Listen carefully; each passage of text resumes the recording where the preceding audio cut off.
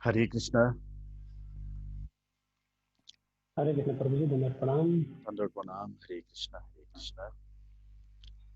हजुरको सधैँ स्वास्थ्य लाभ काम भयो, हजुरको स्वास्थ्य कस्तो भयो हजुरको? हजुर सब ठिक छ।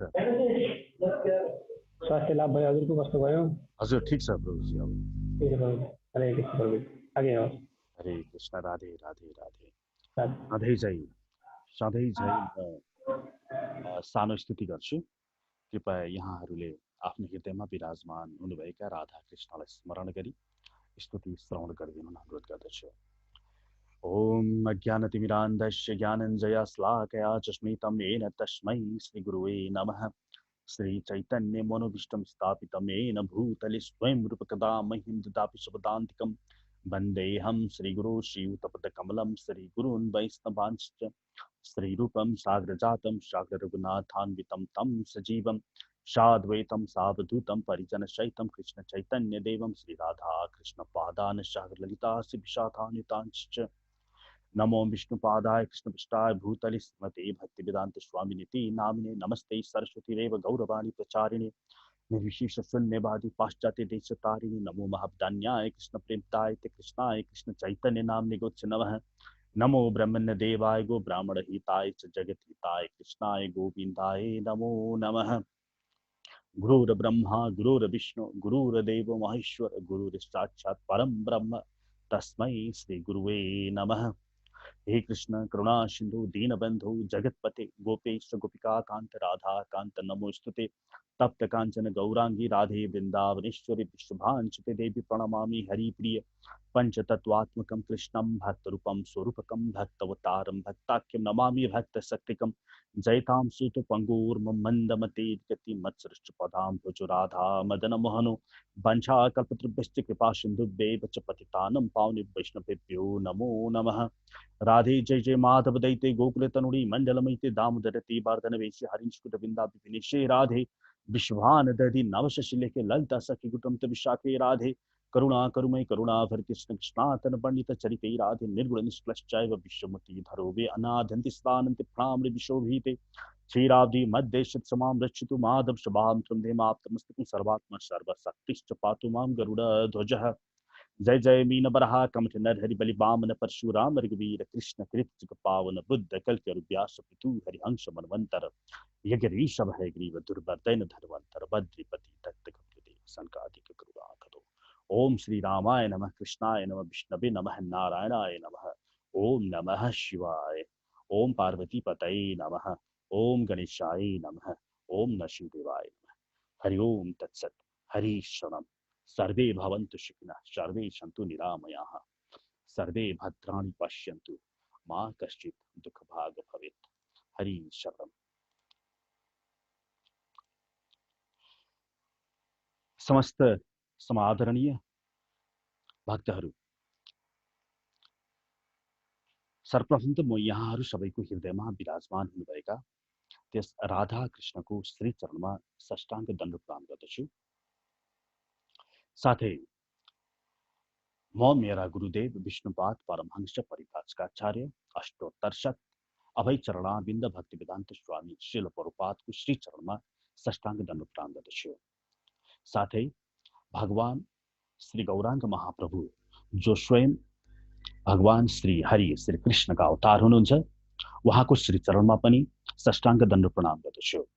साथै म भगवान श्री चैतन्य महाप्रभुका पार्षदहरू श्री रूप गोस्वामी श्री सनातन गोस्वामी श्री जीप गोस्वामी श्री रघुनाथ दास गोस्वामी श्री रघुनाथ भट्ट गोस्वामी र श्री गोपाल भट्ट गोस्वामीको श्री चरणमा साष्टाङ्ग दण्ड प्रणाम गर्दछु। हरे शरणम। सधैँझै हामी श्रीमद् भगवद गीताको यस सत्सङ्गमा आज पुनः उपस्थित भएका छौँ। आज हाम्रो 18औं दिन।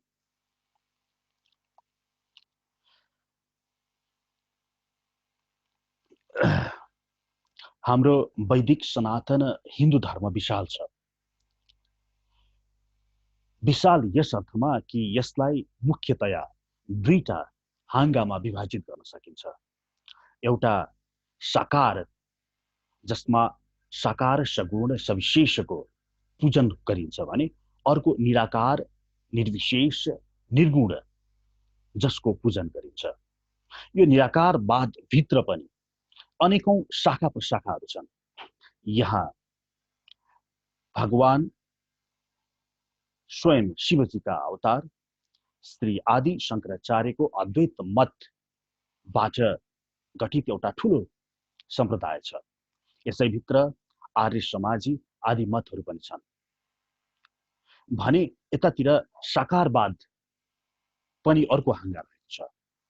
यो साकारवाद भित्र कम से कम पनि 6 वटा शाखाहरू छन्, जसमा मुख्यतया वैष्णव जसले भगवान श्री विष्णुलाई परम तत्व स्वीकार गर्दछन् भने अन्य शिव, दुर्गा, गणेश, सूर्य आदिलाई त्यही श्री विष्णुको भक्ति प्राप्त गर्नको लागि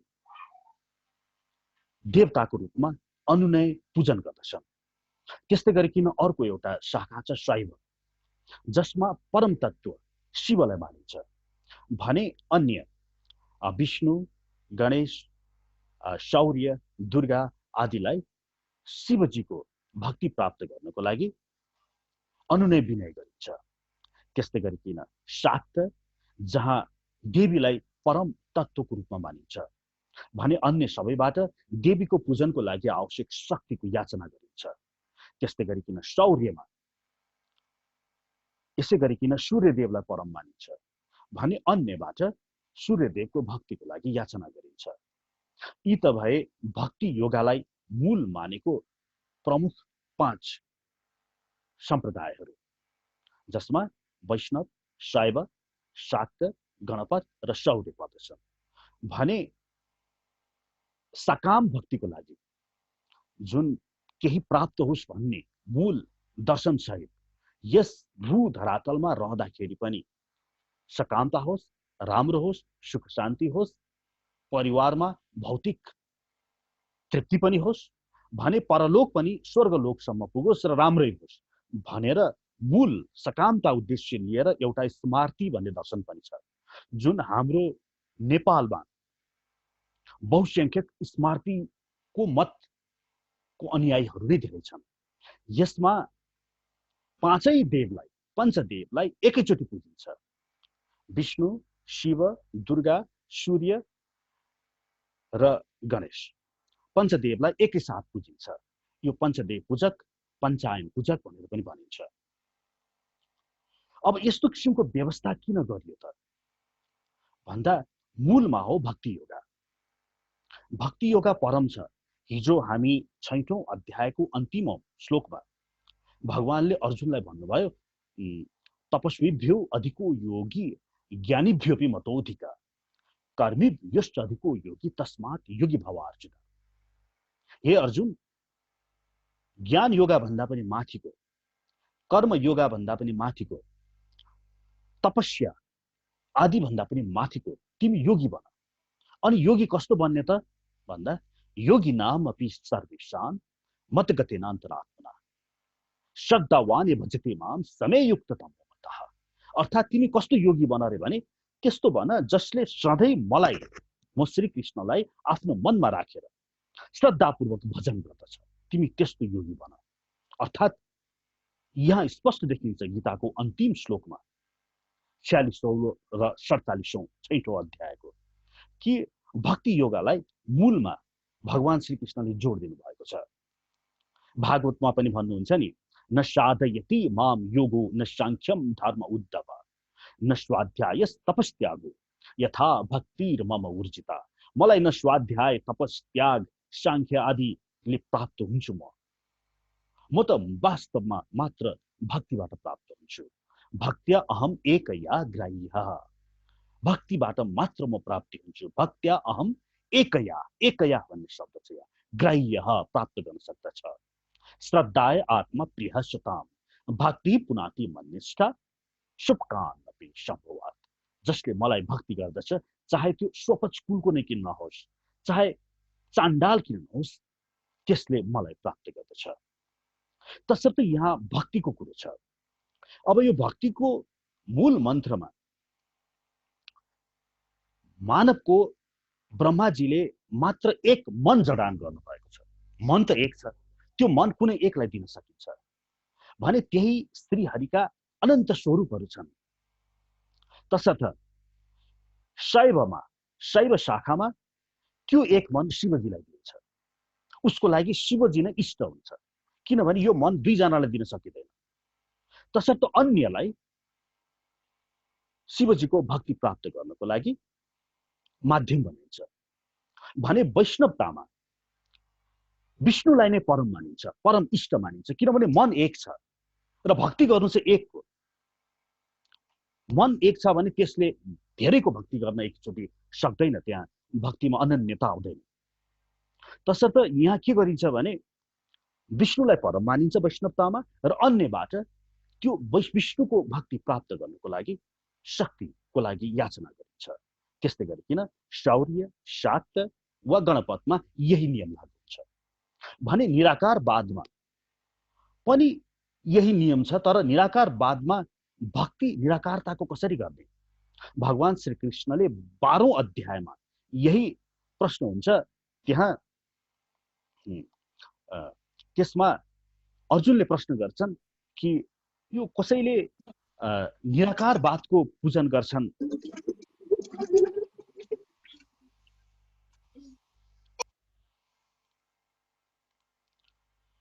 बाह्रौं अध्यायको पहिलो श्लोकमा अर्जुनले यही प्रश्न गर्छन्, एवं सततयुक्ता भक्तास्त्वां परिपासते ए च अपि अव्यक्तम अक्षरम तेषां के युगवित्तमः। 12औं अध्यायको पहिलो श्लोकमा, हे कृष्ण, कसैले तिम्रो त्यो निराकार, निर्विशेष, निर्गुण, त्यो तिम्रो ब्रह्म अर्थात् तिम्रो त्यो प्रभाको याचना गर्दछन्, कसैले तिमीलाई नै तिम्रो साकार, सविशेष, सगुण स्वरूपको याचना गर्दछन्, यी दुईमा कुन चाहिँ उत्तम हुन्छ भन्दा भगवान श्रीकृष्णले त्यहाँ के भन्नुहुन्छ भने, मै आविश्य मनो एमा नित्युक्तुपासते श्रद्धाया परयोपेतास्ते मे युक्ततमो मतः। जसले मलाई नै पूजा गर्दछ, मेरो साकार स्वरूपलाई, त्यसलाई म उत्तम मान्दछु।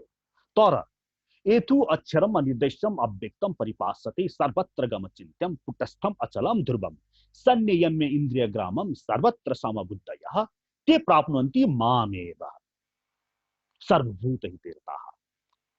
12औं अध्यायको तेस्रो र चौथो श्लोकमा भन्नुहुन्छ, तर त्यसले, जसले मेरो त्यो निराकार स्वरूप जुन जताततै सर्वत्र व्यापक भएको मानेर आफ्नो चित्तलाई स्थिर राखेर सबैतिर समभावको भाव दर्शन गर्दै जसले मलाई पुज्दछ, त्यो मेरो निराकार छविलाई पुज्दछ, त्यसले पनि मलाई नै प्राप्त गर्दछ। तर 12औं अध्यायको 5औं श्लोकमा भन्नुहुन्छ, क्लेशो अधिकतर तेषां अव्यक्त आसक्त चित्ताम्, तर त्यसलाई बहुतै दुःख हुन्छ। तसर्थ यो निराकारवादको दुःख हुने ठाउँ, क्लेश हुने ठाउँ। गीता 12:5 मा क्लेशो अधिकतर तेषां अव्यक्त आसक्त चित्ताम्, त्यो अव्यक्त स्वरूपको मेरो भजन गर्ने व्यक्तिलाई जसले पुज्दछ, त्यो गाह्रो छ भन्दा भन्दै यो बाटोमा, यो पथमा किन लाग्नु त? तसर्थ व्यक्तिहरू कि त शैव, कि त गणपत, कि त शाक्त, कि त वैष्णव वा शौर्य, यी भक्ति योगाका पथहरूमा लाग्दछन् भने स्मार्ति जुन छ, पाञ्चायन पूजा जुन छ, यो त सकाम भक्ति भयो, सकाम केही इच्छाको लागि यो अर्कै दर्शन भयो भने यो भक्ति योगातिर यहाँ निष्कामता हुन्छ। तसर्थ यहाँनेरि प्रश्न आउँछ, अब विभिन्न सामाजिक सञ्जालमा व्यक्तिहरूमा एक किसिमको वैमनस्यता हाम्रो हिन्दू धर्मभित्र के भन्छन् भने, म शैव, शिवजी सबैभन्दा ठुलो, शैव मान्नेहरूले भन्ने भयो। उता वैष्णवहरूले विष्णु, कृष्ण ठुलो अथवा नारायण ठुलो, सबैभन्दा ठुलो नारायण। उता अन्यहरूले, शौर्यहरूले सूर्य ठुलो भन्ला, अथवा भारतको महाराष्ट्रमा जानुस्, जुन गणपतहरूको त्यहाँ बाहुल्यता छ, गणपति बाप्पा मोरिया भनेर भयङ्कर ठुलो ठुलो जुलुस निस्किन्छ त्यहाँ। उनीहरूले गणेशजी सबैभन्दा ठुलो, उनीहरूको धर्मग्रन्थ पनि गणेश गीता हुन्छ, उनीहरूले त्यही नै पढेका हुन्छन्, त्यही बुझेका हुन्छन्। तसर्थ यहाँ झगडा भयो, वैमनस्यता भयो। आखिर यो हो के हो त? यो किन यस्तो झगडा? किन वेदव्यासले कुनै पुराणमा विष्णु ठुलै भनेर लेखिदिएका छन्, कुनैमा शिवजी ठुलो भनेर लेखिदिएका छन्, कुनैमा गणेशजी नै ठुलो भनेर लेखिदिएका छन्? वास्तवमा के हो भने यो भक्ति योगामा प्रवेश गर्दाखेरि मान्छेको एक त मन एक हुन्छ, चित्त एक हुन्छ, त्यो चित्त कसैलाई दिनु पर्यो नि। त्यसर्थ वैष्णवतामा उसले विष्णुलाई दिन्छ, शैवमा शिवलाई दिन्छ, त्यो एक मन। गणपतमा गणेशजीलाई दिन्छ, शौर्यमा सूर्यलाई दिन्छ भने शाक्तमा देवीलाई दिन्छ। अनि उसको आफ्नो इष्ट उसको लागि ठुलो हुन्छ। अब यहाँ तपाईँलाई मैले प्रश्न गरेँ, तपाईँको बाउ ठुलो कि मेरो बाउ ठुलो? तपाईँको आमा ठुलो कि मेरो आमा ठुलो? प्रश्न गरौँ न ल, अहिले नै सोधेँ मैले। पक्कै पनि यहाँहरूले भन्नुहुन्छ मेरो आमा ठुलो, मेरो बाउ ठुलो, तेरो भन्दा मेरो ठुलो। म भन्छु मेरो ठुलो। तर बाह्य व्यक्ति जसले तपाईँको आमालाई पनि माया गर्दैन, मेरो बाउ आमालाई पनि माया गर्दैन, त्यसलाई सोध्यो मैले, उहाँको बाउ आमा ठुलो कि मेरो बाउ आमा ठुलो भनेर सोधियो भने त्यो बाह्य व्यक्ति त्यसले के भन्छ? दुवै बाउ आमा हुन्, दुवै बराबर। यही हो। यहाँ के हुन्छ भने भक्तियोतामा वैष्णवतामा प्रवेश गरिसकेपछि त्यसको लागि आफ्नो इष्ट नै सबैभन्दा ठुलो हुन्छ। शैवमा प्रवेश गरेपछि उसको लागि शिवजी नै सबैभन्दा ठुलो हुन्छ। कोही शाक्तमा प्रवेश गर्छन्, उसलाई माता नै, दुर्गा माता नै सबैभन्दा ठुलो हुन्छ। अब यहाँनिर आएर उसले गणपतवालाले गणेशजी मेरो ठुलो, अब मैले मेरो विष्णु ठुलो, तपाईँले अथवा उनले मेरो शिवजी ठुलो भनेर भन्नु यो त नैसर्गिक अधिकार हो। तर यसमा तपाईँले त्यो तपाईँको बाउ ठुलो भन्यो, मैले मेरो बाउ ठुलो भनेर हामी दुईजनालाई गोदागोद गर्नु चाहिँ यो चाहिँ 1-2 कक्षामा हामीले गर्छौँ। तसर्थ हामी वैदिक सनातन हिन्दू धर्मको अनुयायी भइसकेपछि यो 1-2 कक्षा जस्तो व्यवहार चाहिँ हामी नगरौँ। हामीलाई यो यही नै हिन्दू धर्मको खासियत छ। यसरी एउटा डेमोक्रेसी इन रिलिजन भन्छ नि, तपाईँ आफ्नो स्वनिर्णयले त्यही एक तत्त्वको विभिन्न स्वरूपहरू छन्, त्यसमा जुन मनपर्छ त्यो यहाँलाई सबैभन्दा यहाँलाई पुज्नु यहाँको अधिकार छ। अब यो त यो भयो।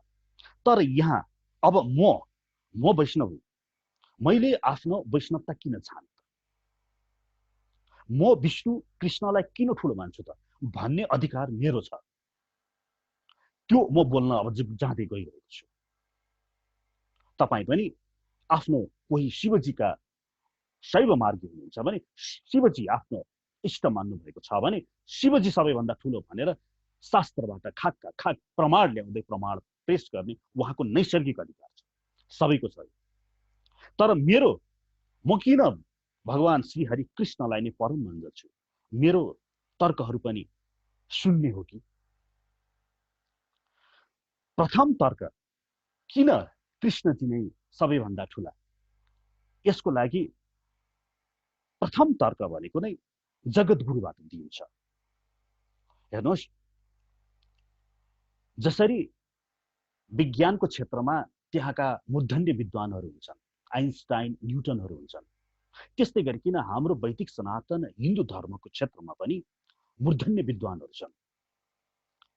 जसरी विज्ञानको क्षेत्रमा एउटा काउन्सिल हुन्छ, जस्तै मेडिकल काउन्सिल, जसले डाक्टरहरू को हुन्, को डाक्टरहरू सही छन् यसको निर्क्योल गर्दछ। त्यस्तै गरिकन हाम्रो वैदिक सनातन हिन्दू धर्मभित्र पनि काउन्सिलहरू छन्। तर एउटा प्रमुख काउन्सिल हो, परिषद हो, जसलाई काशी विद्वत परिषद भनेर भनिन्छ, जो बहुत पुरानो छ।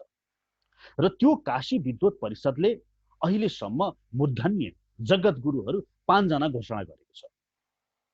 जसरी विज्ञानको क्षेत्रमा आइन्स्टाइन न्युटनहरू भए, यस्तै गरिकन हाम्रो वैदिक सनातन धर्ममा पनि आइन्स्टाइन न्युटनहरू काशी विद्वत परिषदले घोषणा गरेको छ। सबैभन्दा पहिला भए आदि शङ्कराचार्य, जो स्वयं भगवान शिवजीका मूर्त स्वरूप हुनुहुन्थ्यो।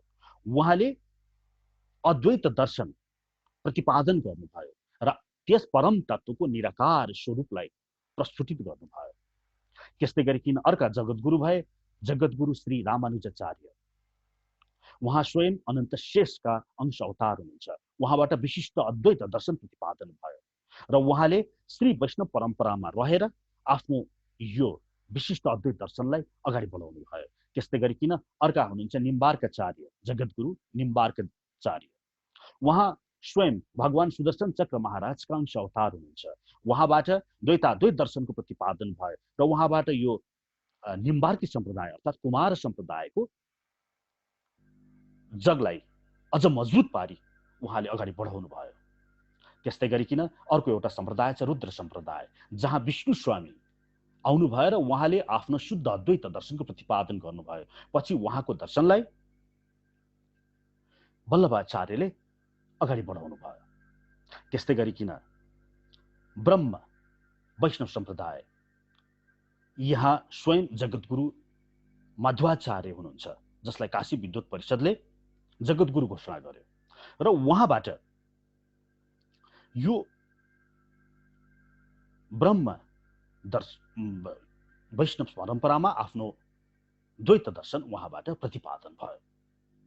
अब अचम्मको कुरो के छ भने यहाँ यी सबै जगद्गुरुहरूले त्यही परम श्री कृष्णकै गुण गाएका छन्। यो कसरी सम्भव भयो होला? जगद्गुरु भन्ने बित्तिकै आइन्स्टाइन र न्युटनहरू भए हाम्रो वैदिक सनातन हिन्दू धर्मका। तपाईलाई आइन्स्टाइन र न्युटनले केही कुरा भनिदिइसकेपछि साधारण 10 कक्षा अथवा 11 कक्षा अथवा 12 कक्षाका विज्ञानका शिक्षकहरूलाई सोध्नु अब किन पर्यो? आइन्स्टाइन र न्युटनले नै भनिदिइसकेपछि त्यो त सत्य हुनु पर्यो। यसै गरिकन हाम्रो वैदिक सनातन हिन्दू धर्ममा पनि म त जान्दिनँ, शास्त्र त थाहा छ भने यी पाँचै जगद्गुरुले त्यही एकल श्री कृष्णकै गुणगान गाएका छन्।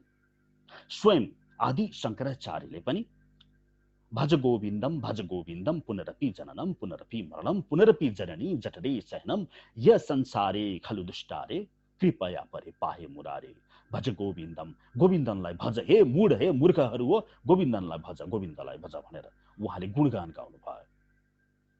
उहाँले भलै अद्वैत दर्शनको निराकारवादी सिद्धान्त प्रतिपादन गर्नुभयो, तर जहिले पनि भज गोविन्दनकै गुण गाउनु भयो भने जगद्गुरु श्री रामानुजाचार्यले पनि त्यही श्री राधाकृष्णकै कार्यकारिणी स्वरूप लक्ष्मी नारायणको नै गुण गाउनु भयो, उहाँलाई नै सर्वोच्चता स्थापित गरिदिनु भयो।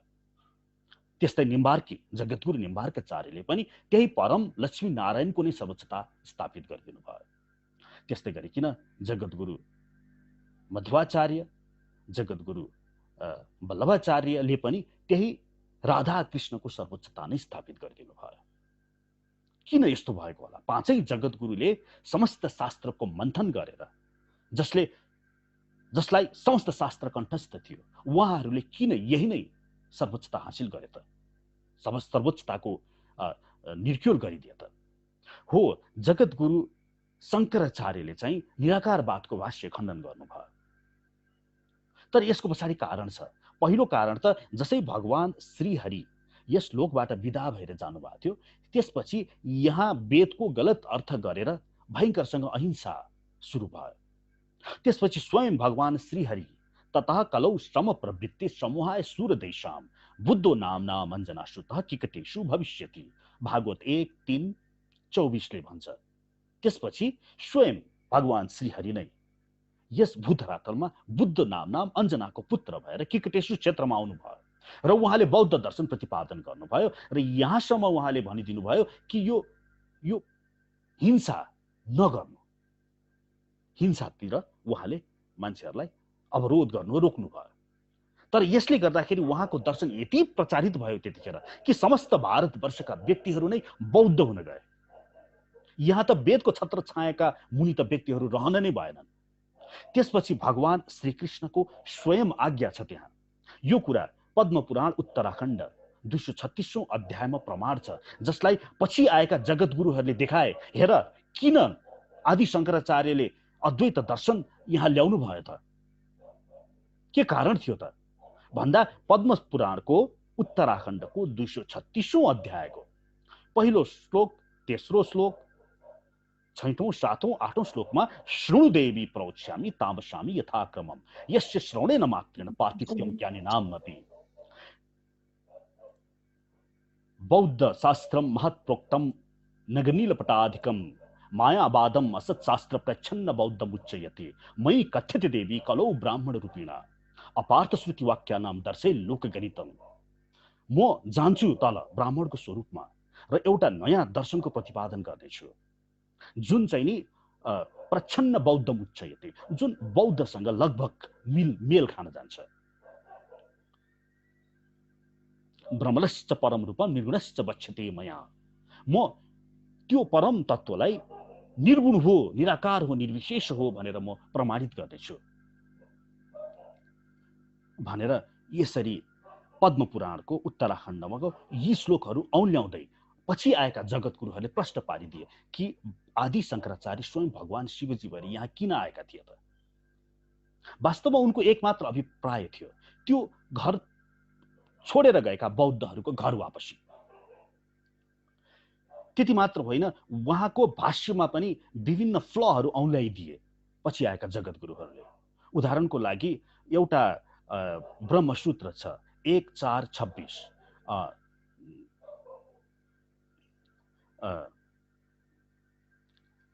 तमकृत्य परिमाणात्।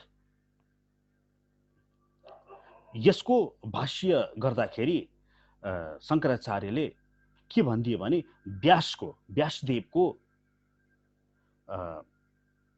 यो ब्रह्मसूत्र लेख्दा वेदव्यासले उहाँको दिमाग भ्रमित भइगएको थियो। हेर्नुहोस्, आदि शङ्कराचार्यका गुरु हुनुहुन्छ गोविन्दाचार्य, गोविन्दाचार्यका गुरु हुनुहुन्छ गौडपाचार्य, उनका गुरु हुनुहुन्छ सुखदेव परमहंस, अनि उनका गुरु हुन्छ वेदव्यास। व्यासो नारायण प्राहा, व्यास स्वयं नारायण हुन् भनेर उहाँले मान्नुहुनेलाई यो कृत्य परिमाणात् भन्ने जुन छ यो, अर्थात् यसको अर्थ के हुन्छ भने त्यस परम तत्त्वले गर्दाखेरि नै यो समस्त संसार बनेको हो भन्ने यसको वास्तविक अर्थ हुन्छ यो ब्रह्मसूत्रको। तर उहाँलाई ब्रह्म सत्य जगत मिथ्या यो प्रतिपादन गर्नु थियो। यसको लागि उहाँले यतिसम्म भनिदिनु भयो कि यो ब्रह्मसूत्र बनाउँदाखेरि व्यासदेव भ्रमित भइगएका थिए, मतलब भगवान पनि भ्रमित हुन्छन् र। त्यस्तै गरिकन यो जीवको सत्ता अहम ब्रह्मास्मि, अर्थात् म नै ब्रह्म हुँ भनेर उहाँले भाष्य गर्नु भयो। तर शास्त्रमा यस्तो छ कि जस्तो 2:3:20 उत्क्रान्तिर गत्यार आगतिर नाम ब्रह्मसूत्र 2:3:20 स्वत्मना च उत्तर्योः न अणु एतत् श्रुतिरिति चेत् नैतरधिकारात् स्व शब्दो अन्मनाभ्याम च अविरोधश्च चन्दनवत् अवस्थिति वैश्यशादिति चेत् अभ्युपगमा धृतदिः गुरुद्वालोकवत् पृथगुपदेशात्। यो 2:3:20, 2:3:21, 2:3:22, 2:3:23, 2:3:24, 2:3:25, 2:3:26, 2:3:27, 2:3:28 यी ब्रह्मसूत्रहरूमा यसले के भन्छ भने जीव भनेको अणु र यसको गति छ, यो जान्छ। स यदास्मात् शरीरादुत्क्रामति सही वैतैः सर्वैरुत्क्रामति भन्छ नि कौशितकी उपनिषदले। यो जीवको गति हुन्छ, यो जान्छ, अनि तस्मान् लोकान् पुनरे अस्माय लोकाय कर्मणे, फेरि कर्म गर्न आउँछ। बृहदारण्यक उपनिषद 4:4 छ, जान्छ आउँछ। यही कुराको बारेमा जीवको गतिको बारेमा बताइएको छ। यो कुरा मान्नु भएको छ आदि शङ्कराचार्यको भाष्यमा पनि 2:3:20 देखि 2:3:28 सम्म उहाँले जीवको गति हुन्छ यो कुरा मान्नु भयो। तर तद्गुण सारत्वात् तब्दपदेश प्राज्ञवत् 2:3:29 मा गएर उहाँले फेरि जीवलाई विभु भनिदिनु भयो, अर्थात् सर्वव्यापक भनिदिनु भयो। अर्थात् यसरी फ्लहरू उहाँले गर्नुभएको भाष्यमा पछिल्ला रामानुजाचार्य, मध्वाचार्य, जगद्गुरु निम्बार्काचार्य र स्वयं भगवान श्री चैतन्य महाप्रभुले यी फ्लहरू देखाएर वास्तवमा आदि शङ्कराचार्यले त्यस परम तत्त्वलाई निराकार बताउनुको पछाडि मात्र ती बौद्धहरूलाई घर वापसी थियो भनेर यसरी प्रमाणित गराएर वास्तवमा त्यस परम तत्त्व श्री हरि कृष्णलाई नै भज्नु पर्दछ भने अन्य सबै त्यही श्री कृष्णकै अन्य विभिन्न स्वरूपहरू हुन् भनेर यसरी प्रमाणित गराइदिए। जस्तो उदाहरणको लागि मेरो नाम विनय हो भने म विनय हुँदाखेरि मेरा अन्य गुणहरू छन्, मेरो अन्य गुणहरू प्रस्फुटित हुन्छन् र म अहिले वल्लभ चैतन्य दासको स्वरूपमा यहाँहरू अगाडि छु भने यतिखेर मेरो अन्य गुणहरू नै केही गुणहरू यहाँको अगाडि प्रस्फुटित भएको छ। अर्थात् मेरो जाबो एउटा तुच्छ मनुष्यकै दुईटा एउटा स्वरूप देखिन्छ यहाँ, एउटा विनय भन्ने, एउटा चाहिँ नि वल्लभ चैतन्य दास भनेर जुन यहाँको अगाडि उभिएको छु। त्यो विनय भन्नेमा धेरै गुणहरू प्रस्फुटित हुन्छ भने यो वल्लभ चैतन्य दासमा म यहाँहरूको अगाडि कति नै भद्र भलाद्मी भएको जस्तो गरेर उपस्थित गराइरहेको छु आफूलाई। मतलब कति गुणहरू मैले लुकाइदिएको छु, मेरो अहङ्कार लुकाइदिएको छु होला, मेरो क्रोध लुकाइदिएको छु होला। अर्थात् मेरो अहङ्कार क्रोध आदि प्रस्फुटित भएको छैन, यो मेरो अर्कै व्यक्तित्व हो भने मेरो वास्तविक त्यो विनय भन्ने अर्को जुन स्वरूप छ त्यसमा विभिन्न स्वरूप मेरो पूर्ण गुणहरू त्यहाँ देखिन्छ। त्यस्तै गरिकन जाबो मेरो त दुईटा तपाईको पनि यस्तै गरिकन स्वरूपहरू हुन्छ भने त्यस भगवान श्रीकृष्णको अनन्त अनन्त उहाँको स्वरूपहरू छन्। उहाँ नै उहाँको स्वरूप र भगवान श्री रामचन्द्रको स्वरूपको जुन फरक छ यसलाई दर्शाउँदै श्री रूप गोस्वामी भन्नुहुन्छ श्री रूप माधुरी, वेणु माधुरी, लीला माधुरी र प्रेम माधुरी, यी चारवटा गुणहरू उहाँ नै राम हुँदाखेरि लुकेका थिए।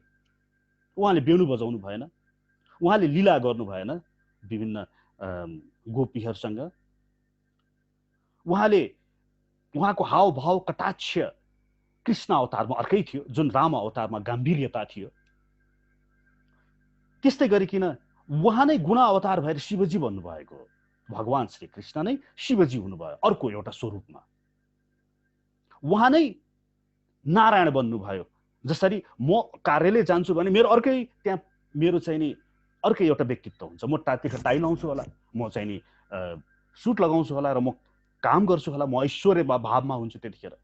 त्यस्तै गरिकन भगवान श्री कृष्ण नै जब कार्यालय जानुहुन्छ समस्त विश्व ब्रह्माण्ड सञ्चालन गर्नको लागि त्यो उहाँ नै त्यतिखेर नारायण हुनुहुन्छ। एकपल्ट यो बाणासुरको युद्धको यो अन्तिम एउटा सानो प्रसङ्ग म बताउन चाहन्छु। भगवान श्रीकृष्णका पौत्र अनिरुद्ध र बाणासुरकी पुत्री उषाको बीचमा प्रेम हुन्छ। यो अलिकति कथा छ त्यहाँ। प्रेम भइसकेपछि बाणासुरले थाहा पाउँछन् यो कुरा। थाहा पाएपछि अनिरुद्धलाई कैद गर्छन्। भगवान श्रीकृष्ण यताबाट बचाउन जान्छन् र बाणासुर र भगवान कृष्णको बीचमा युद्ध हुन्छ। त्यहाँ युद्ध हुँदाखेरि बाणासुरलाई अभयदान दिएका स्वयं शिवजी पनि युद्धमा भाग लिन्छन् र यसरी त्यहाँ भगवान कृष्ण र शिवजीको बीचमा युद्ध हुन जान्छ। अनि त्यतिखेर भगवान कृष्णले त्यो बाणासुरको 1000 हात हुन्छ, त्यसको 998 वटा हात काटिदिन्छन्, जम्मा 2टा हात बाँकी रहन्छ। अब भगवान शिवजीले त बाणासुरलाई अभयदान दिएका थिए। अब आफ्नो जुन अभयदान छ त्यो पनि त्यहाँ फुलफिल नहुन लागेको देखेर भगवान शिवजीले श्री कृष्णलाई यसरी चाहिँ त्यतिखेर स्तुति गर्छन्। कृष्ण कृष्ण जगन्नाथ जाने त्वाम पुरुषोत्तम परिशम परमानन्दम अनादि निधनम परम। विष्णु पुराण 5:33-41 पाँचौं अंशको 33औं अध्यायको 41औं मन्त्र। हे कृष्ण तिमी नै परम देव हो, परम पुरुष हो, मलाई थाहा छ। अनि भन्नुहुन्छ देव तिर्यङ्क मनुष्येषु लीलेयम सर्वभूतेषु चेष्टो तव उपलक्षण। तिमी कहिले देवता भएर कहिले विभिन्न अन्य चर अचरको स्वरूपमा तिमीले अवतार लिन्छौ। मया दत्तवरो दैत्यास्ततस्त्वाम क्षमयाम यहम। हे कृष्ण तिमी यस्तो आदिदेव छौ, कृपया मैले अभयदान दिएको यस दैत्य बाणासुरलाई क्षमा गर। अनि भगवानले के भन्नुहुन्छ सुन्नुहोस्। त्वया यद भयम दत्तम तद दत्तम अखिलम मया। हे शिवजी तिमीले यसलाई अभयदान दिएको छौ भने त्यो त मैले नै अभयदान दिए सर हो। मत्त विभिन्न आत्मानम द्रष्टुम अर्हसि शङ्कर। हे शङ्कर म अर्कै छुट्टै हुँ भनेर तिमीले नबुझ्नु। यो अहम स त्वाम जगत च इदम स देवासुर मानुषम।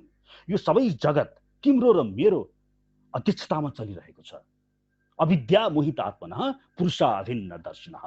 र जो व्यक्ति अविद्याले मोहित छ त्यसले मात्र तिमीलाई र मलाई फरक देख्दछ।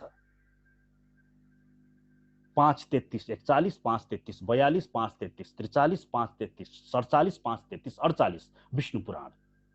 त्यस्तै गरिकन ब्रह्म संहितामा भगवान ब्रह्माजीले भन्नुहुन्छ क्षीरम यथा दधि विकार विशेष योगात् संजायते नहि तथा पृथगस्ति हेतुः यह शंभुतामपि तथा समुपैति कार्यात् गोविन्दम आदि पुरुषम तमहम भजामि। 5औं अध्यायको 45औं श्लोक ब्रह्म संहिता ब्रह्माजीले भन्नुहुन्छ जसरी दूधबाट दही बन्दछ नि कागतिया अथवा केही हालियो भने त्यस्तै गरिकन त्यही श्री कृष्ण नै आफ्नै तमोगुणको सहयोग लिएर शम्भुमा परिणत भयो र यस समस्त विश्व ब्रह्माण्डको विनाश गर्ने त्यो त्यो कार्य सम्हाल्नु भयो। त्यस्ता गोविन्द श्री कृष्ण म तिमीलाई नमस्कार गर्दछु।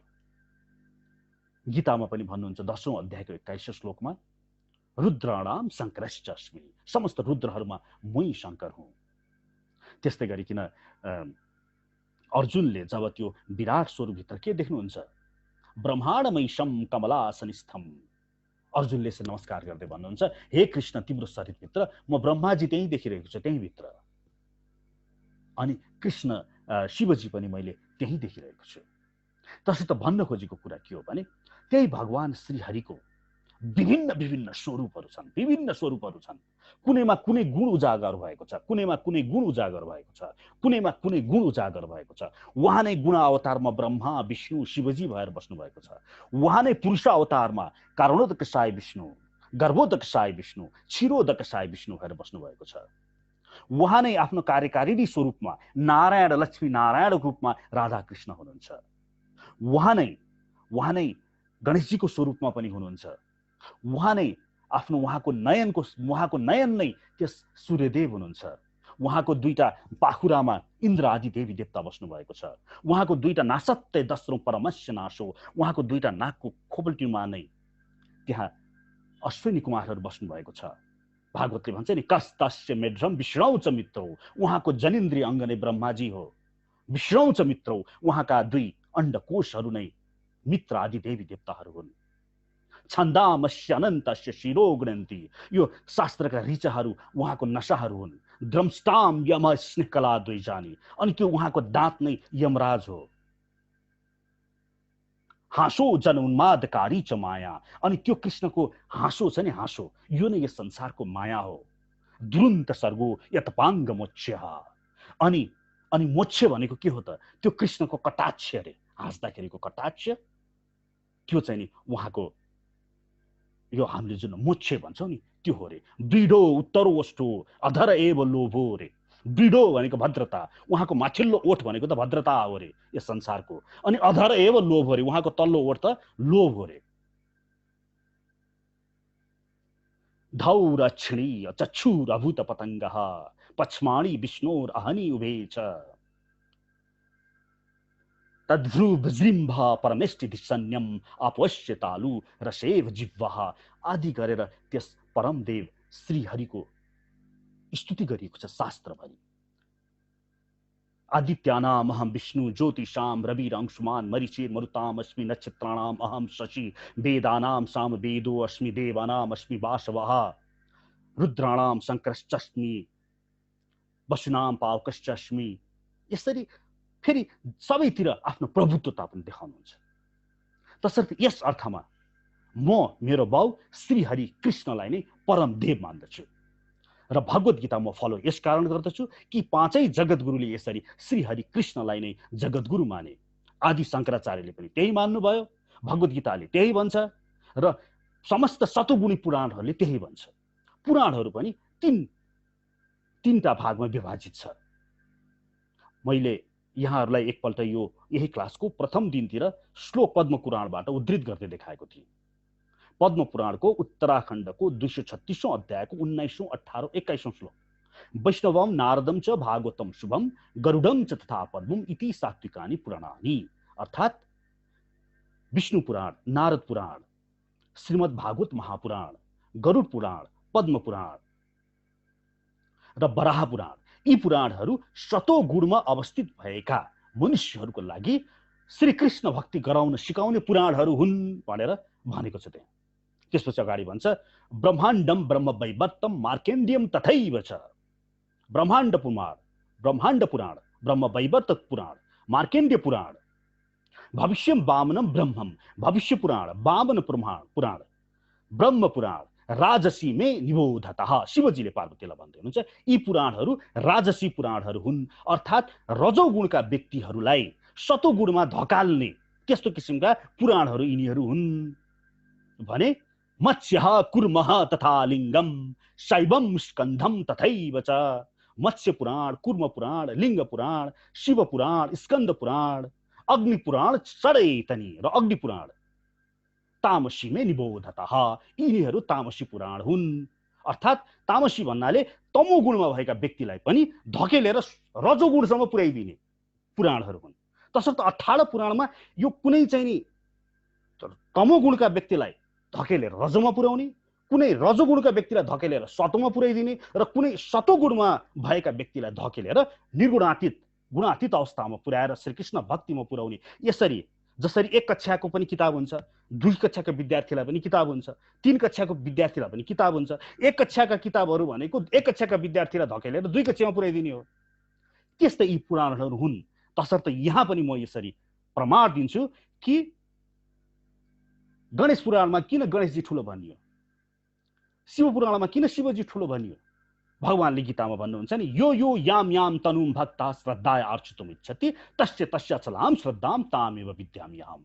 जो व्यक्तिहरू यसरी मेरा विभिन्न स्वरूपहरूको भक्ति गर्दछन् तिनीहरूलाई त्यही इष्टमा म श्रद्धा स्थापना गरिदिन्छु। अब उसले शिवजीको भक्ति गर्दछ अथवा गणेशजीको भक्ति गर्दछ, अनि शिवजी वा गणेशजीले उसलाई समय शनै शनै बहुनाम जन्मनान्ते ज्ञानवन माम प्रपद्धन्ते वासुदेवः सर्वमिति, अनि वासुदेव बनाउँदै लान्छ उसलाई चाहिँ धकेल्दै तमसस्तु रजस्तस्मात् सत्वम यत ब्रह्म दर्शनम। तमोगुणमा छ भने रजो, रजो छ भने सतो, यसरी धकाल्नुको लागि यी पुराणहरू छन्। तसर्थ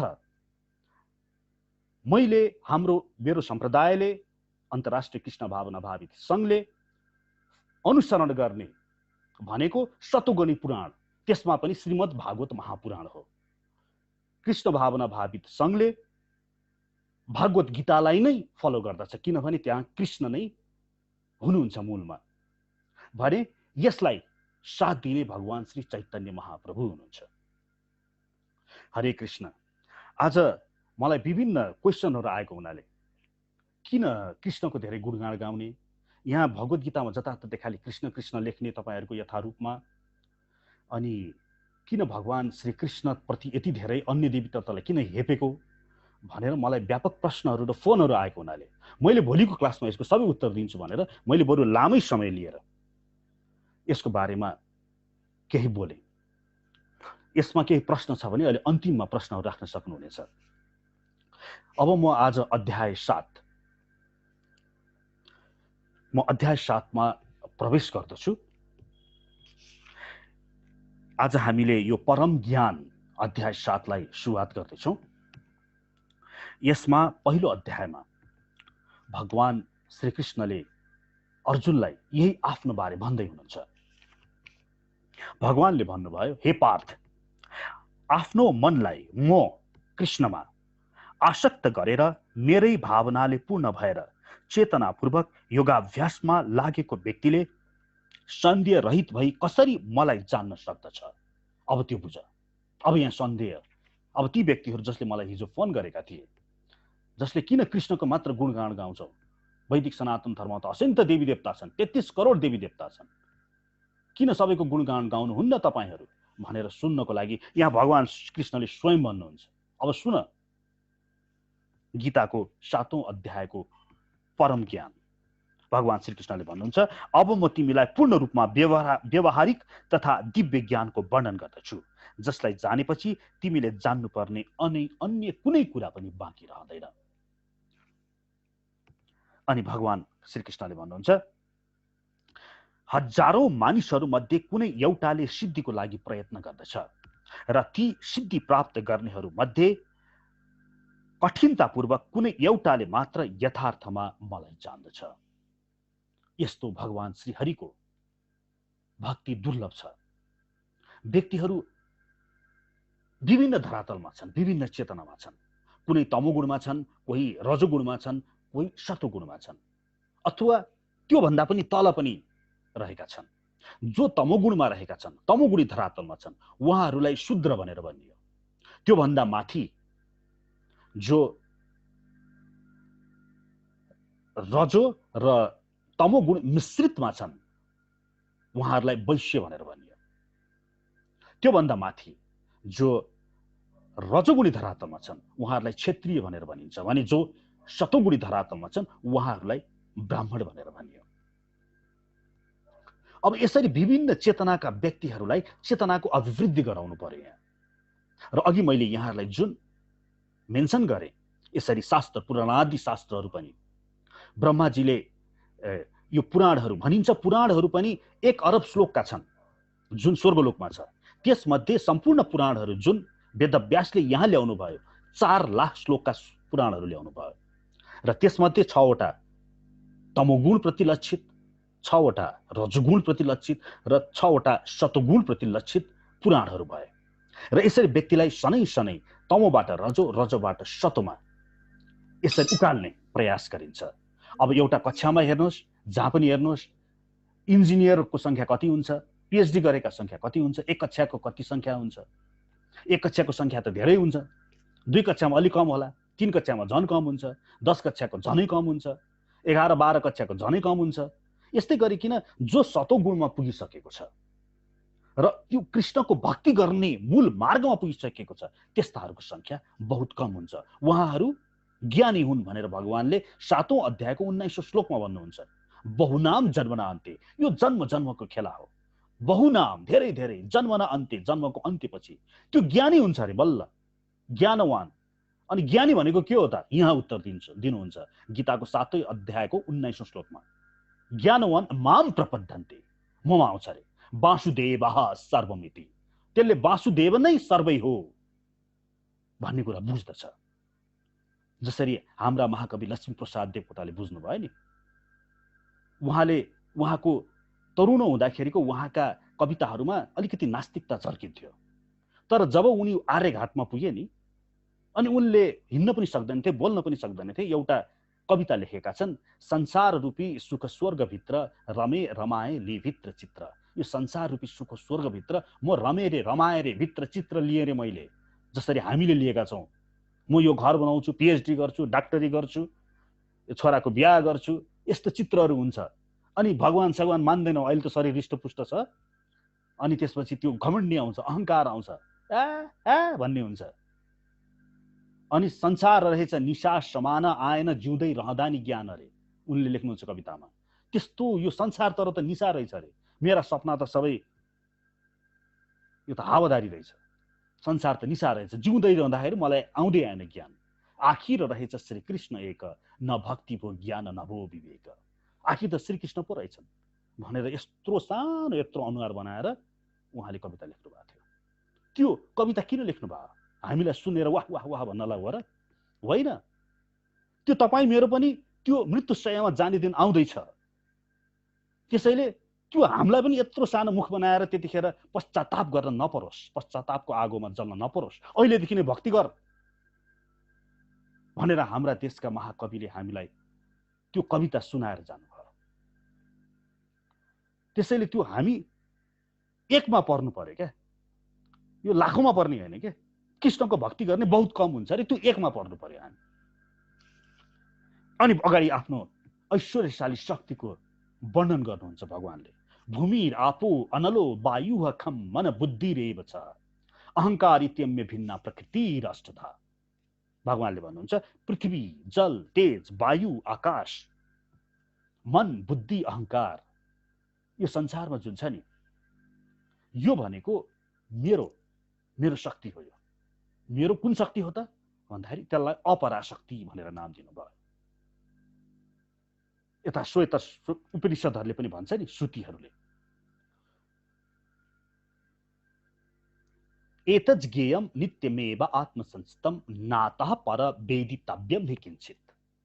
एतज् ज्ञेयं, यो ज्ञान रे, लिरे हामी मनुष्यहरूलाई लिनु, नातः पर वेदितव्यं हि किंचित, बुझ्नुपर्ने योभन्दा ठुलो अरू केही छँदै छैन रे। त्यो के हो त ज्ञान? भोक्ता भोग्य प्रेरितारं च मत्वा सर्वप्रोक्तम त्रिविधम ब्रह्मम् एतत्। तीनटा छ रे, एउटा भोक्ता ब्रह्म, एउटा भोग्य ब्रह्म, एउटा प्रेरक ब्रह्म। अर्थात् अझ अझ अझा भन्छ नि, त्यो कृष्ण, अनि हामी जीवात्माहरू, अनि यो संसार जगत। अनि भगवानले के भन्नुभयो भने, यो जीवात्मालाई अहिले एकछिनपछि भन्नुहुन्छ अर्को श्लोकमा, यो भनेको मेरो पराशक्ति हो भने, यो जगत जुन छ नि देखिने यो जम्मै, यसलाई चाहिँ नि अपराशक्ति भनेर भनिदिनु भयो। यो कस्तो छ रे? पृथ्वी जल तेज वायु आकाश मन बुद्धि अहंकार।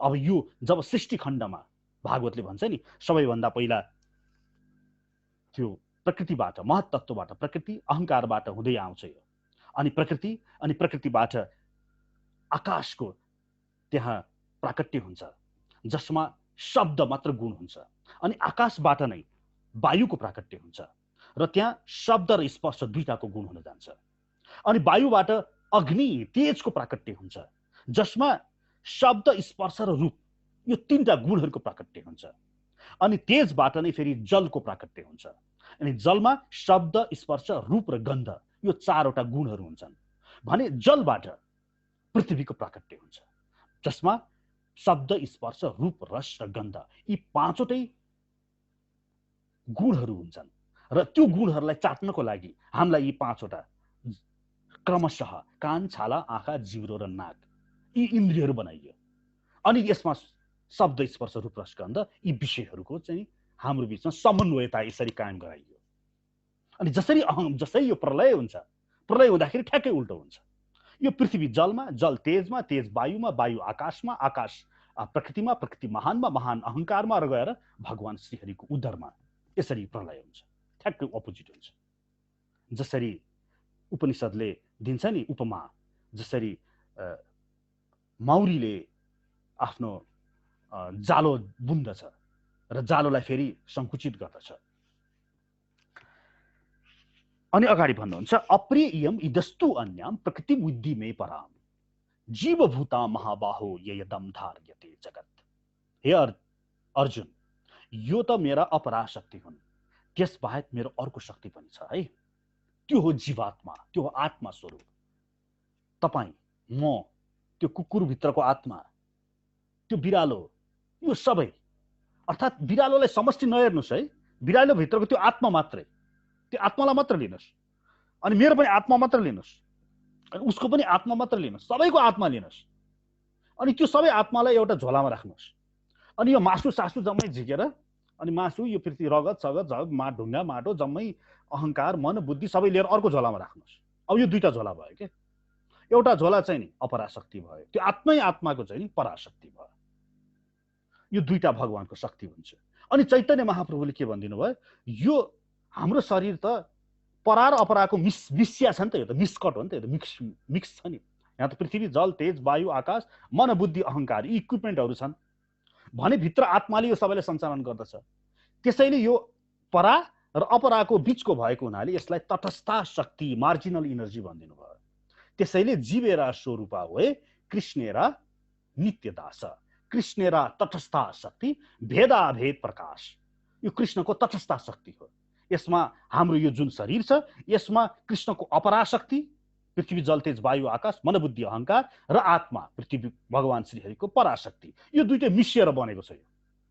त्यसैले यसलाई तटस्थ शक्ति अनि भेदाभेद प्रकाश, अनि भेद र अभेद छ त्यस परम तत्त्व र यसमा के भेद छ त भन्दा त्यो परम तत्त्व सर्वशक्तिमान छ र यो कस्तो छ अल्पशक्तिमान छ, त्यो सर्वज्ञानी छ यो कस्तो छ अल्पज्ञानी छ, त्यो कस्तो छ त्यो नियामक छ यो नियम्य छ, त्यो सर्वव्यापक छ विभु छ यो अणुचित छ, त्यो प्रकाशक छ यो प्रकाशीय छ।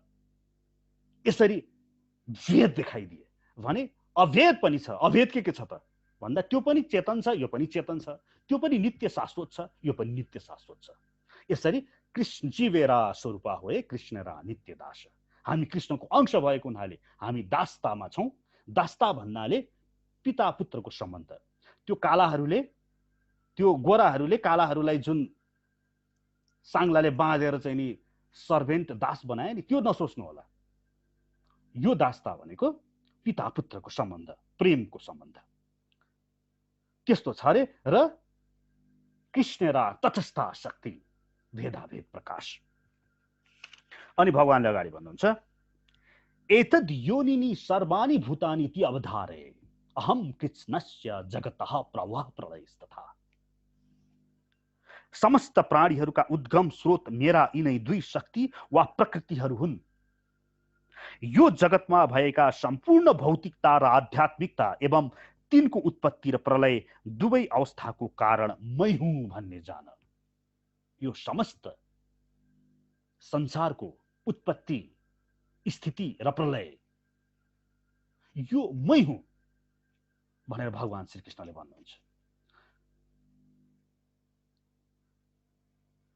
ब्रह्मसूत्र 1:1:2 पहिलो अध्यायको दोस्रो पादको पहिलो पादको दोस्रो ब्रह्मसूत्रले भन्छ जन्म आदि यस्य यतः। पहिलो ब्रह्मसूत्रले भन्छ अथातो ब्रह्म जिज्ञासा। तेस्रो ब्रह्मसूत्रले भन्छ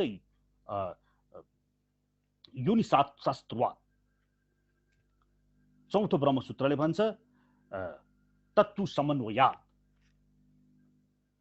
शास्त्र योनित्वात् तत्तु समन्वयात्। अर्थात् यहाँ जन्म आदि यशः जुन छ नि त्यसले के भनाउँछ भने जसले त्यो परम तत्त्व त्यो हो जसले सृष्टि गर्दछ, स्थिति गर्दछ र लय गर्दछ रे। अनि शास्त्र योनित्वातले यसको प्रमाण शास्त्रबाट शब्द प्रमाण लियो र तत्तु समन्वयात् भनेको आफै मनन पनि गर भनेर भन्दियो ब्रह्मसूत्रले। यता भगवानले भन्नुहुन्छ अहम कृष्णस्य जगत प्रवाह प्रलय तथा। मेरो कारणले गर्दाखेरि जगतको सृष्टि हुन्छ, स्थिति हुन्छ र प्रलय हुन्छ भनेपछि वेदले भनेको ब्रह्मसूत्रको दोस्रो मन्त्रले जन्म आदि यतः जन्म आद्यस्य यतः भनेर जुन परम देवलाई ब्रह्म भनेर त्यस परम तत्त्वलाई इङ्गित गरिरहेको छ त्यो भनेको यही कृष्ण भएन त? यो त साधारण बुद्धिले बताइदियो त। पुरुषश्च परः पार्थ भक्त्या लभ्यस्तु अनन्यया यस्यान्त स्थानी भूतानि येन सर्वमिदं ततम्। गीता 8:22 मा पनि यही भन्नुभएको छ। यस्यान्तम स्थानी भूतानि येन सर्वमिदं ततम्। तसर्थ भगवानले यहाँ स्पष्टसँग भन्दै हुनुहुन्छ म हुँ सबैभन्दा परम तत्त्व मै हुँ र मबाट नै यसमा उत्पत्ति, प्रलय र चाहिँ नि विनाश यो मैले नै गर्दैछु। कसको स्वरूपमा? ब्रह्मा, विष्णु र महेश्वरको स्वरूपमा। प्रत्येक ब्रह्माण्डमा ब्रह्मा, विष्णु, महेश्वर हुन्छन् र यो तीनटै स्वरूप भगवान श्री कृष्णकै हो। यसको प्रमाण कहाँ छ त? विष्णु पुराणमा हेर्नुस्। प्रहलाद महाराजले के भन्छ? नमो ब्रह्मण्य देवाय गो ब्राह्मण हिताय च जगत हिताय कृष्णाय गोविन्दाय नमो नमः। हे ब्राह्मणको, जगतको, गौको रक्षा गर्ने हे कृष्ण म तिमीलाई नमस्कार गर्दछु। विष्णु पुराण 1:19-65। अनि त्यसपछि के भन्नुहुन्छ? ब्रह्मत्वै श्री जयते विश्वम स्थितौ पालयते पुनः रुद्र रूपाय कल्पान्ते नमस्तुभ्यम त्रिमूर्तये। 1:19-66 विष्णु पुराण भन्नुहुन्छ प्रहलादले। ध्रुवले के भन्नुहुन्छ भने हे विष्णु ब्रह्माजी भएर सृष्टि गर्ने, विष्णु भएर पालन गर्ने र महेश्वर शिवजी भएर संहार गर्ने हे त्रिमूर्ति कृष्ण म तिमीलाई नमस्कार गर्दछु भनेर ध्रुवले 1:19-65 1:19-66 मा भन्नुहुन्छ। त्यस्तै विष्णु पुराणमा सतगुणी पुराण विष्णु पुराणमा भन्नुहुन्छ सृष्टि स्थिति अंतकरणात् ब्रह्मा विष्णु शिवात्मिकाम संज्ञायाम याति भगवान एक एव जनार्दनः। 1:2-64 पहिलो अंशको दोस्रो अध्यायको 64 मन्त्र। सृष्टि स्थिति अंतकरणात् यो सृष्टि स्थिति प्रलय यो जसले गराउने ब्रह्मा विष्णु शिवात्मिकाम ब्रह्मा विष्णु शिवजीको स्वरूप लिएर यो को हो त? संज्ञायाम याति, यो त नाम मात्रै हो रे। भगवान एक एव जनार्दनः, त्यो जनार्दन त्यही कृष्ण काले हुन् भनेर यसरी समस्त प्रमाण छ कि श्री कृष्ण नै परम तत्त्व हुनुहुन्छ भनेर। तसर्थ यो गीताको मूल उद्देश्य नै भगवान श्री कृष्णमा शरणागत दिलाउनको लागि हो। यहाँ कुनै सिक्नको लागि ज्ञान लिनको लागि होइन यो गीता। यहाँ त एकमात्र उद्देश्य छ भगवान श्री कृष्णमा शरणागत हुने। अनि यहाँ जताततै कृष्णै कृष्ण कृष्णै कृष्ण अहम माम मम भनेर भगवानले भन्नुभएको छ। अहम अहम अहम मम मम भनेर भन्नुभएको छ भने यो गीता बाहेक अरू गीताहरू पढ्नुहोस्, अन्य धेरै जस्ता गीताहरू किन हो त्यस्तो कृष्णदेखि भगवान श्री कृष्णदेखि तिनीहरूलाई ईर्ष्या भएको, किन त्यस्तो द्वेष भएको कि त्यो भगवानले अहम मम भन्ने शब्दमा त्यो ठ्याक्कै ममलाई झिक्दिन्छन्, अहमलाई ठ्याक्कै झिक्दिन्छन् अनि त्यहाँनिर ईश्वर भन्ने शब्द राखिदिन्छन्। मान्छेलाई श्रीकृष्णको भक्तिबाट ठ्याक्कै चुडालेर लगिदिन्छन्। मान्छेले त्यही श्लोक पढ्छ, यही श्लोक पढ्छ, यहाँ भनेर भने समस्त प्राणीहरूको उद्गम स्रोत मेरा यिनै दुई शक्ति र प्रकृतिहरू हुन्। अब यसमा के उसले कसरी पढ्छ? अन्य गीतामा समस्त प्राणीहरूका उद्गम स्रोत ईश्वरका यी दुई शक्तिहरू हुन्। यो जगतमा भएका सम्पूर्ण भौतिकता र आध्यात्मिकता एवं तिनको उत्पत्ति र प्रलय दुवै अवस्थाको कारण मै हुँ भनेर भन्नुभएको छ भगवानले। अन्यले के पढ्छ? ईश्वर हो भनेर पढ्छ। त्यो भन्ने बित्तिकै श्रीकृष्णको भक्तिदेखि विमुख हुन जान्छ त्यो पढ्ने व्यक्ति। अब उसले ईश्वर खोज्छ, ईश्वर भने थाहा छैन के हो के हो। ईश्वर भने त पर्यायवाची शब्द भयो, त्यो त जसलाई पनि, त्यो सर्वनाम भयो। अब सर्वनामले त्यसलाई ईश्वर भने त को हो? त्यो त जिसस हो कि मोहम्मद हो कि अथवा अल्लाह हो कि? यसरी सर्वनाम लगाइदिए तिनीहरूले। त्यो को हो त्यो ईश्वर भनेको? तसर्थ भगवानले यहाँ मै हुँ म हुँ भनेर कृष्ण कृष्ण भन्नुभएको छ। तसर्थ हामीलाई कृष्णमा शरणागत हुनु छ र कृष्णभित्र नै सबै छन्। त्यहाँभित्र बरु अल्लाह पनि छन्, त्यहाँभित्र मोहम्मद छन् भने त्यसरी मान्नु पर्यो।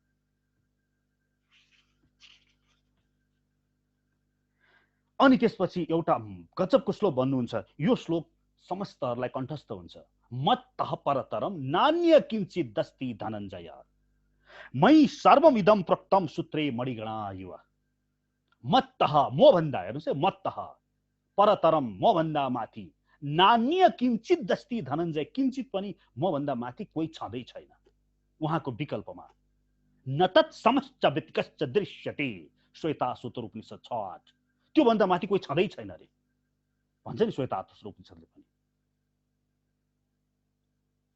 यता अर्जुनले पनि भन्नुहुन्छ नि, पितासी लोकस्य चराचरस्य त्वमस्य पूज्यश्च गुरोर्गरीयान नो तत् समो अस्ति अव्यतिकः कुतो अन्यो लोकत्रये अपि अप्रतिम प्रभाव।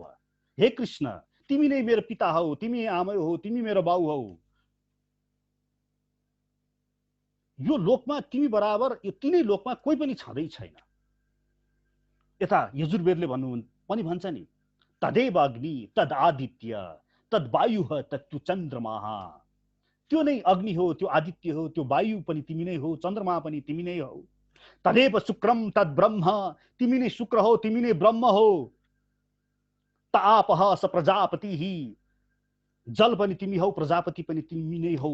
सर्वनिमेषा जगिरे विद्युतः पुरुषादरि, यो संसारमा जाजल्यवान भएर शक्ति प्रदाता तिमी नै हौ। न मूर्ध्व न तिर्यञ्च न मध्य न परिजग्रभत, न तिमीभन्दा माथि कोही छ, न तिम्रो दायाँ कोही छ, न तिम्रो बायाँ कोही छ, न तिम्रो तल कोही छ। न तस्य प्रतिमा अस्ति, तिमी बराबर कोही छँदै छैन। न तस्य प्रतिमा अस्ति, तिम्रो प्रतिमा त कोही छँदै छैन। यस्य नाम महत्यशः हिरण्यगर्भः इत्यसमामः हिंसिदितेशा यस्मान् जात इत्येषा। यजुर्वेद 32:1, 32:2, 32:3। यहाँ फेरि न तस्य प्रतिमा अस्ति, यसलाई फेरि बिगार दिएर कोहीले त्यस ईश्वरको प्रतिमा मूर्ति बनाउनु हुँदैन भनेर चाहिँ यस श्लोकलाई फेरि बोलेका छन्। प्रतिमाको अर्थ न तस्य प्रतिमा अस्तिलाई त्यसको मूर्ति बनाउनै हुँदैन अरे। त्यसो भए त श्री 5 महाराजा अधिराज पृथ्वीनारायण शाह वीरताका प्रतिमा थिए, मैले भनिदिएँ ल। यसमा प्रतिमाको अर्थ के? पृथ्वीनारायण शाहको मूर्ति नै बनाउनु हुँदैन भने मैले त वीरताका प्रतिमा थिए भनेको उनको बराबर वीरको कोही छँदै छैन पो भनेको त। त्यस्तै गरिकन यहाँ नतस्य प्रतिमा अस्तिको अर्थ हुन्छ, प्रतिमाको अर्थ हुन्छ त्यो श्री हरि, त्यो परम देव भन्दा पर उसको बराबर कोही पनि छैन भनेको। यसको अर्थ मूर्ति नै बनाउनु हुँदैन भनेको होइन। त्यसैले त्यस्ता व्यक्तिहरूको जो यो अर्थलाई अनर्थ गरेर कुरा गर्न आउँछन् उहाँहरूबाट हामी सावधान रहनु पर्दछ। यसरी भगवान श्रीकृष्णले आफ्नो सर्वसर्वा यहाँ केही श्लोकहरूमा अर्जुनलाई वर्णन गर्नुहुन्छ अनि अगाडि बताउनुहुन्छ। रसो अहम अपि कौन्तेय, रसो अहम अप्सु कौन्तेय प्रभा अस्मि शशि सूर्यः। म जलको स्वाद हुँ, सूर्य चन्द्रको प्रकाश मै हुँ। वैदिक मन्त्रमा ओमकार पनि मै हुँ। म आकाशमा ध्वनि हुँ र मानिसमा शक्ति र सामर्थ्य मै हुँ। त्यो कुनै पनि वस्तुको मूल तत्व छ नि त्यो मोह भनेर भनिदिनु भयो। अर्थात् यहाँ के बताउन खोजिरहनु भएको छ भने मेरो सर्वे सर्वा हेर बुझ, तिमीहरू गुवाचहरूले बुझ भनेर भन्नुहुन्छ भगवानले। म जलमा स्वाद हुँ, जलमा स्वादै छैन भने त्यो जल के को जल? त्यो मूल तत्व नै श्रीकृष्णले भन्नुहुन्छ मेरो कारणले त्यहाँ भएको छ। म सूर्य चन्द्रको प्रकाश हुँ, सूर्यबाट आउने प्रकाश अनि चन्द्रमामा त्यही परावर्तित भएर आउने प्रकाश, शीतलताको रूपमा जुन आउँछ अलिकति फरक रूपले, यो दुईटै मै हुँ। वैदिक मन्त्रमा ओमकार हुँ, ओम ध्वनि। अगाडि श्लोकमा भन्नुहुन्छ गिरामास्मेकाक्षरम, गीताको 10औं अध्यायमा फेरि भन्नुहुन्छ यो कुरा। समस्त ध्वनिहरूमा म नै ओमकार हुँ। म आकाशमा ध्वनि हुँ र मानिसमा शक्ति र सामर्थ्य हुँ। म पृथ्वीमा विद्यमान सुगन्ध हुँ र अग्निको ताप र उष्मा हुँ। म समस्त जीवहरूको जीवन तथा सम्पूर्ण तपस्वीहरूको पनि तप, त्यो मै हुँ। यहाँ भन्नुहुन्छ म पृथ्वीमा विद्यमान सुगन्ध हुँ। हेर्नुहोस्, जब आकाशबाट वायु बन्यो नि, आकाशमा भएको गुण शब्दमा वायु हुँदाखेरि स्पर्श थपियो। फेरि वायुबाट जब तेज बन्यो त्यतिखेर शब्द स्पर्श र रूप भन्ने नयाँ गुण थपियो। फेरि तेजबाट जब जल बन्दछ त्यतिखेर शब्द स्पर्श रूपमा नयाँ गुण रस पनि थपियो। भने पृथ्वी भन्दाखेरि शब्द स्पर्श रूप रसमा अर्को एउटा गुण गन्ध थपियो। अर्थात् पृथ्वीको प्राकट्य हुँदाखेरि त्यो गन्ध भन्ने कुरा अन्तिममा निक्लेको क्या, गुदियो। जसरी दुध बनाउँदाखेरि नौनी चाहिँ अन्तिममा निक्लिन्छ नि, त्यो गन्ध पृथ्वीको म हुँ भनेर भनिदिनु भयो। यति भनिदिएपछि शब्द स्पर्श रूप रस सबै स्वतः श्रीकृष्ण उहाँबाट नै भयो भनेर प्राकट्य हुनुहुन्छ। बुझ्नु पर्दछ। 10 कक्षा म हुँ भनिदियो भने 1 2 3 4 5 6 7 8 9 स्वतः त्यसैभित्र पर्दछ। यसरी मूल तत्त्वलाई नै मेरो आफ्नो प्रभुत्व जनाइदिइसकेपछि बाँकी के रह्यो? अनि भन्नुहुन्छ बीजम माम सर्वभूतानां विद्धि पार्थ सनातनम, म सबको बीज प्रदाता हुँ। अब यो भन्दा बढ्ता प्रमाण के चाहियो?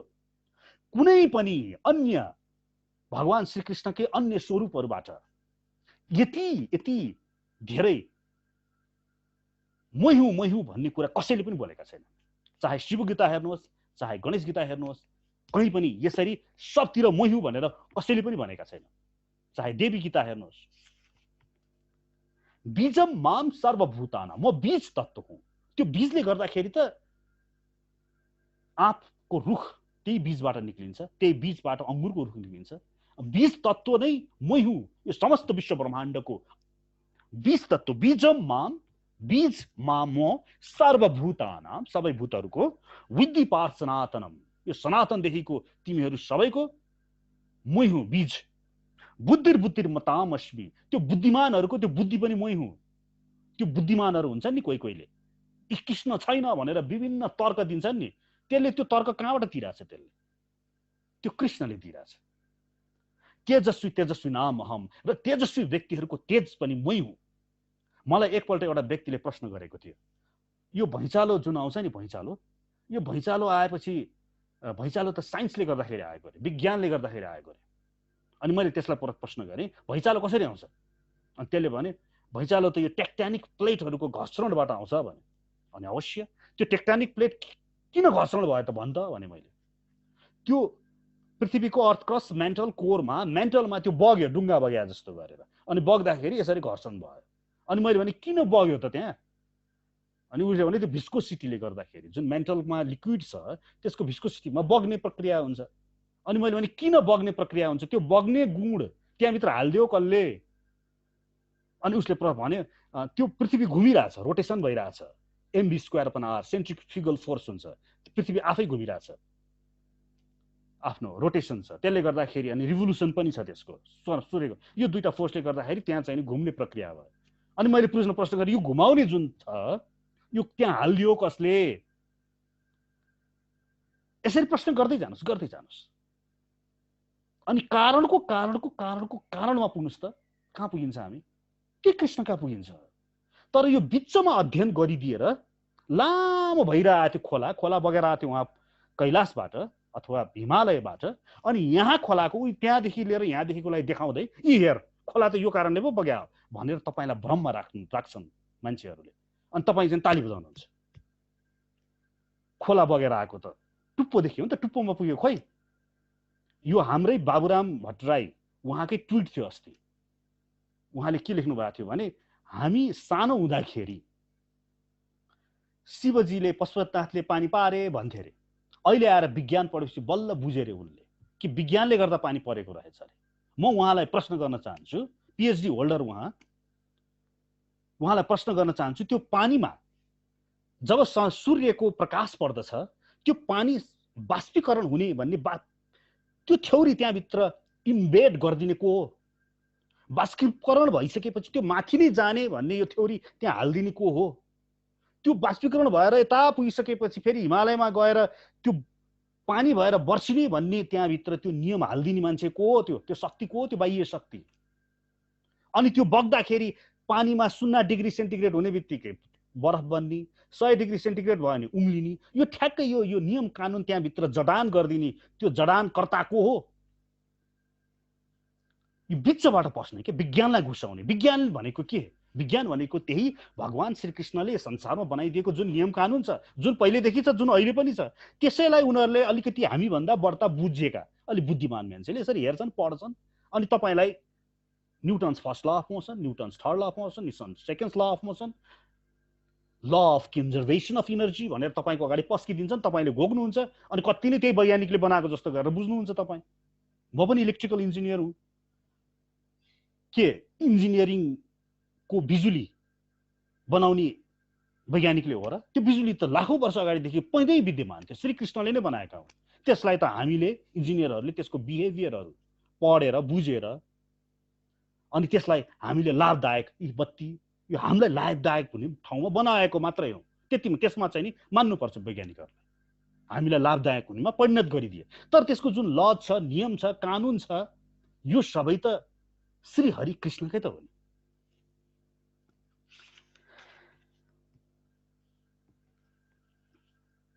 हे भरत श्रेष्ठ अर्जुन अगाडि भन्नुहुन्छ, म बलवानहरूको काम र उत्तेजना विहीन बल हुँ। म त्यो काम वासना हुँ जो धर्मको सिद्धान्त विरुद्ध छैन। म बलवानहरूको काम र उत्तेजना राग विहीन बल हुँ रे। बलवानहरू भन्ने बित्तिकै जसले अन्यको रक्षा गर्दछ। अहिले मेरो नाम विनय जङ बहादुर राणा हो। यो राणा, ठकुरी आदि क्षेत्रीहरूको अहिले विनाश भइरहेछ। कारण के भन्दा ठकुरी राणाको यिनीहरू क्षेत्रीय हुन् र क्षेत्रीयको मूल धर्म नै गरिबहरूको रक्षा गर्ने, अन्यायमाथि लाग्ने, अन्याय धुन नदिने, आफ्नो राष्ट्रको रक्षा गर्ने, आफ्नो धर्मको रक्षा गर्ने यो हो। तर मेरो घरमा नै राणा भएर रक्सी र चुरोट नखाने, मासु नखाने भन्ने यस्तो किसिमको सिद्धान्त मलाई पस्किन खोजिएको थियो। मैले त्यसमा फसेको पनि थिएँ र आजकल म यी राणा र ठकुरीहरूलाई भन्दै हिँड्छु, तपाईहरूको नाश नै यही बुद्धिले गर्दाखेरि भएको। त्यसैले भगवानले यहाँ भन्नुहुन्छ, यदि बल छ, क्षेत्रीय हौ तिमी भनेदेखि त त्यो क्षेत्रीय काम र उत्तेजना विहीन बल हो भने त्यो कृष्णको बल हो। तर त्यो बललाई लगेर निरपराध पशुहरूलाई काटेर, मासु खाएर, रक्सी खाएर अनि यसरी नाचेर चाहिँ फुइ देखाउनेलाई त्यो भनेको त्यो कृष्णको बल होइन। त्यो क्षेत्रीयबाट गिरिसक्यो, त्यो शुद्र भयो। त्यो त्यस्तै गरिकन त्यो काम वासना हुँ जुन धर्मको सिद्धान्त विरुद्ध छैन। यो सृष्टिको लागि पुरुष स्त्रीको बीचमा जुन काम वासना हुन्छ, जुन मैथुन हुन्छ, त्यो पनि मै हुँ भनेर भगवानले भनिदिनु भएको छ। अर्थात् यहाँ यो मैथुनादि सम्बन्धी जुन छ, सम्बन्ध जुन छ, यसलाई घृणा नगर्नु भन्ने भाव पनि भगवानले दिनुभयो, प्रोभाइडेड कि त्यो धर्म नीति अन्तर्गतको हुनु पर्यो, धर्म सिद्धान्त अन्तर्गतको हुनु पर्यो। हस् त अब यहाँ चैव सात्विक भाव राजस तामस समय यो सतो रजो तमो गुणको वर्णनहरू छ। यसलाई हामी अलिकति यसमा बुझ्नुपर्ने हुनाले यसलाई भोलि हामी गर्नेछौँ। अहिलेलाई हाम्रो यो भगवत गीताको 11औं श्लोकसम्म हामी गयौँ। हामी हाम्रो दोस्रो राउन्ड प्रश्नोत्तरी राउन्डमा हामी प्रवेश गर्छौँ। कृपया आफ्नो प्रश्नहरू छ भने प्रश्न गर्नु अनुरोध गर्दछु। हरे कृष्ण।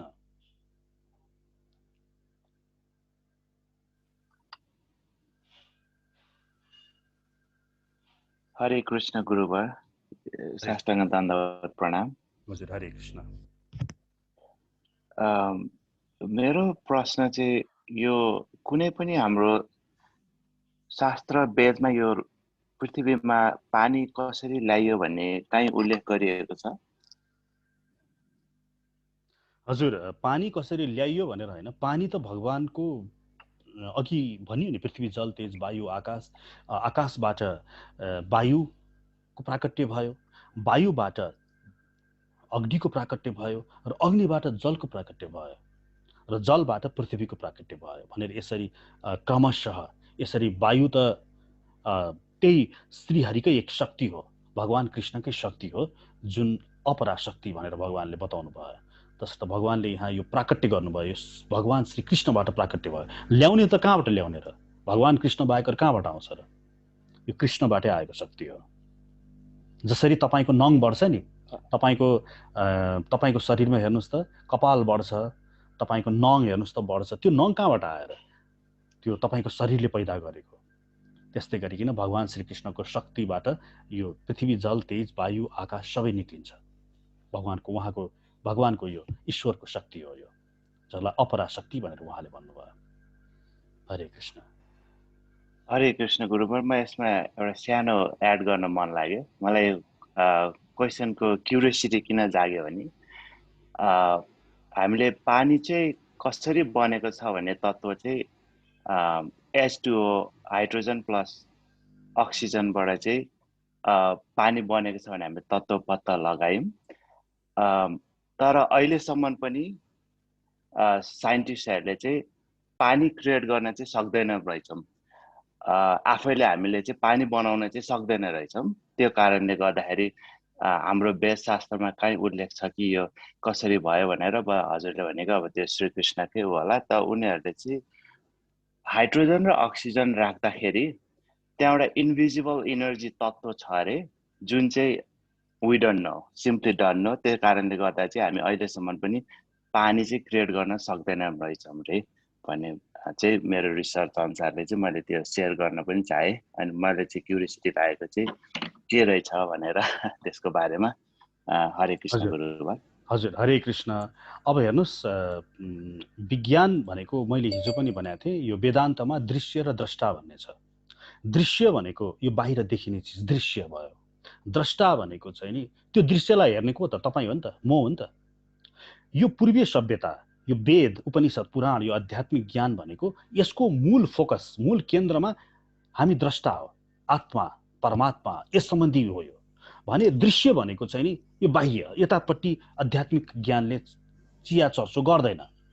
अब उसले बस यो द्रष्टाको बारेमा उसको पूर्ण ज्ञान छ, यो आत्माको बारे के हो, म को हुँ भने दृश्यको बारेमा चाहिँ नि उसले बस यति भनिदियो, पृथ्वी जल तेज वायु आकाश मन बुद्धि अहंकार, यति चाहिँ नि अपराशक्ति हुन्, यिनीहरू भौतिक हुन्, यति भनिदियो, ऊ चुप लाग्यो, यतातिर धेरै गएन। तर अनि हामी मनुष्यहरू पनि कस्ता भयौँ भने कोही दृश्यतिर बढ्त आकर्षित भए, कोही द्रष्टा भएर आकर्षित भए। हाम्रो पूर्वतिर पूर्वीय सभ्यता चाहिँ नि दृश्यतिर लागे भने पश्चिमी सभ्यता, उनीहरू माफ गर्नु होला, हाम्रो पूर्वी सभ्यता द्रष्टा भएर बस्यौँ, हाम्रो आफ्नै म को हुँतिर लागे भने पश्चिमी सभ्यता यो दृश्यतिर। जसरी न्युटन एउटा स्याउ खस्दाखेरि पनि यो स्याउ के होला, किन खस्यो, उनीहरू जे पनि बाहिरतिर यसरी माटो हेऱ्यो भनेदेखि त पनि यो के हो भनेर उनीहरूले चाहिँ नि hydrogen helium lithium barium boron carbon भनेर यो पिरियडिक टेबल मेन्डेलिभले बनाए।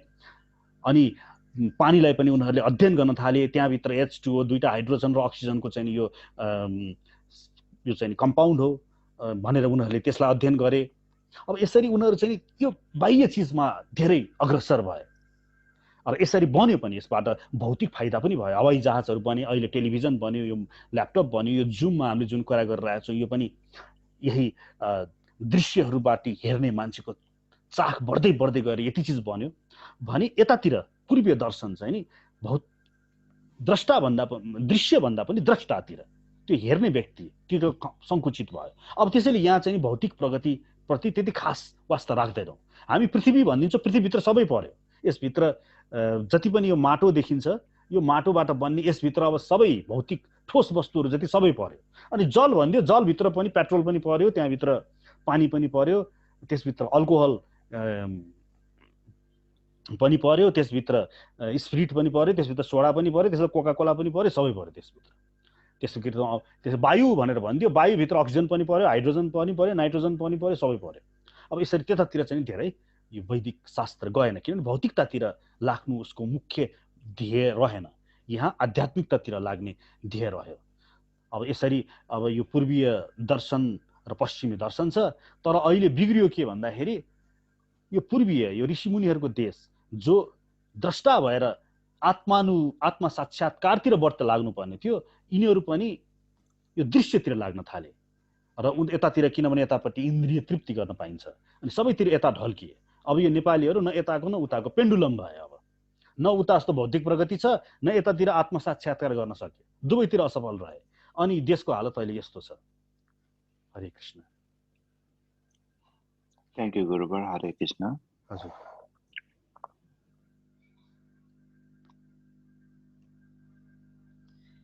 अन्य केही प्रश्न छ भने यहाँहरू कृपया।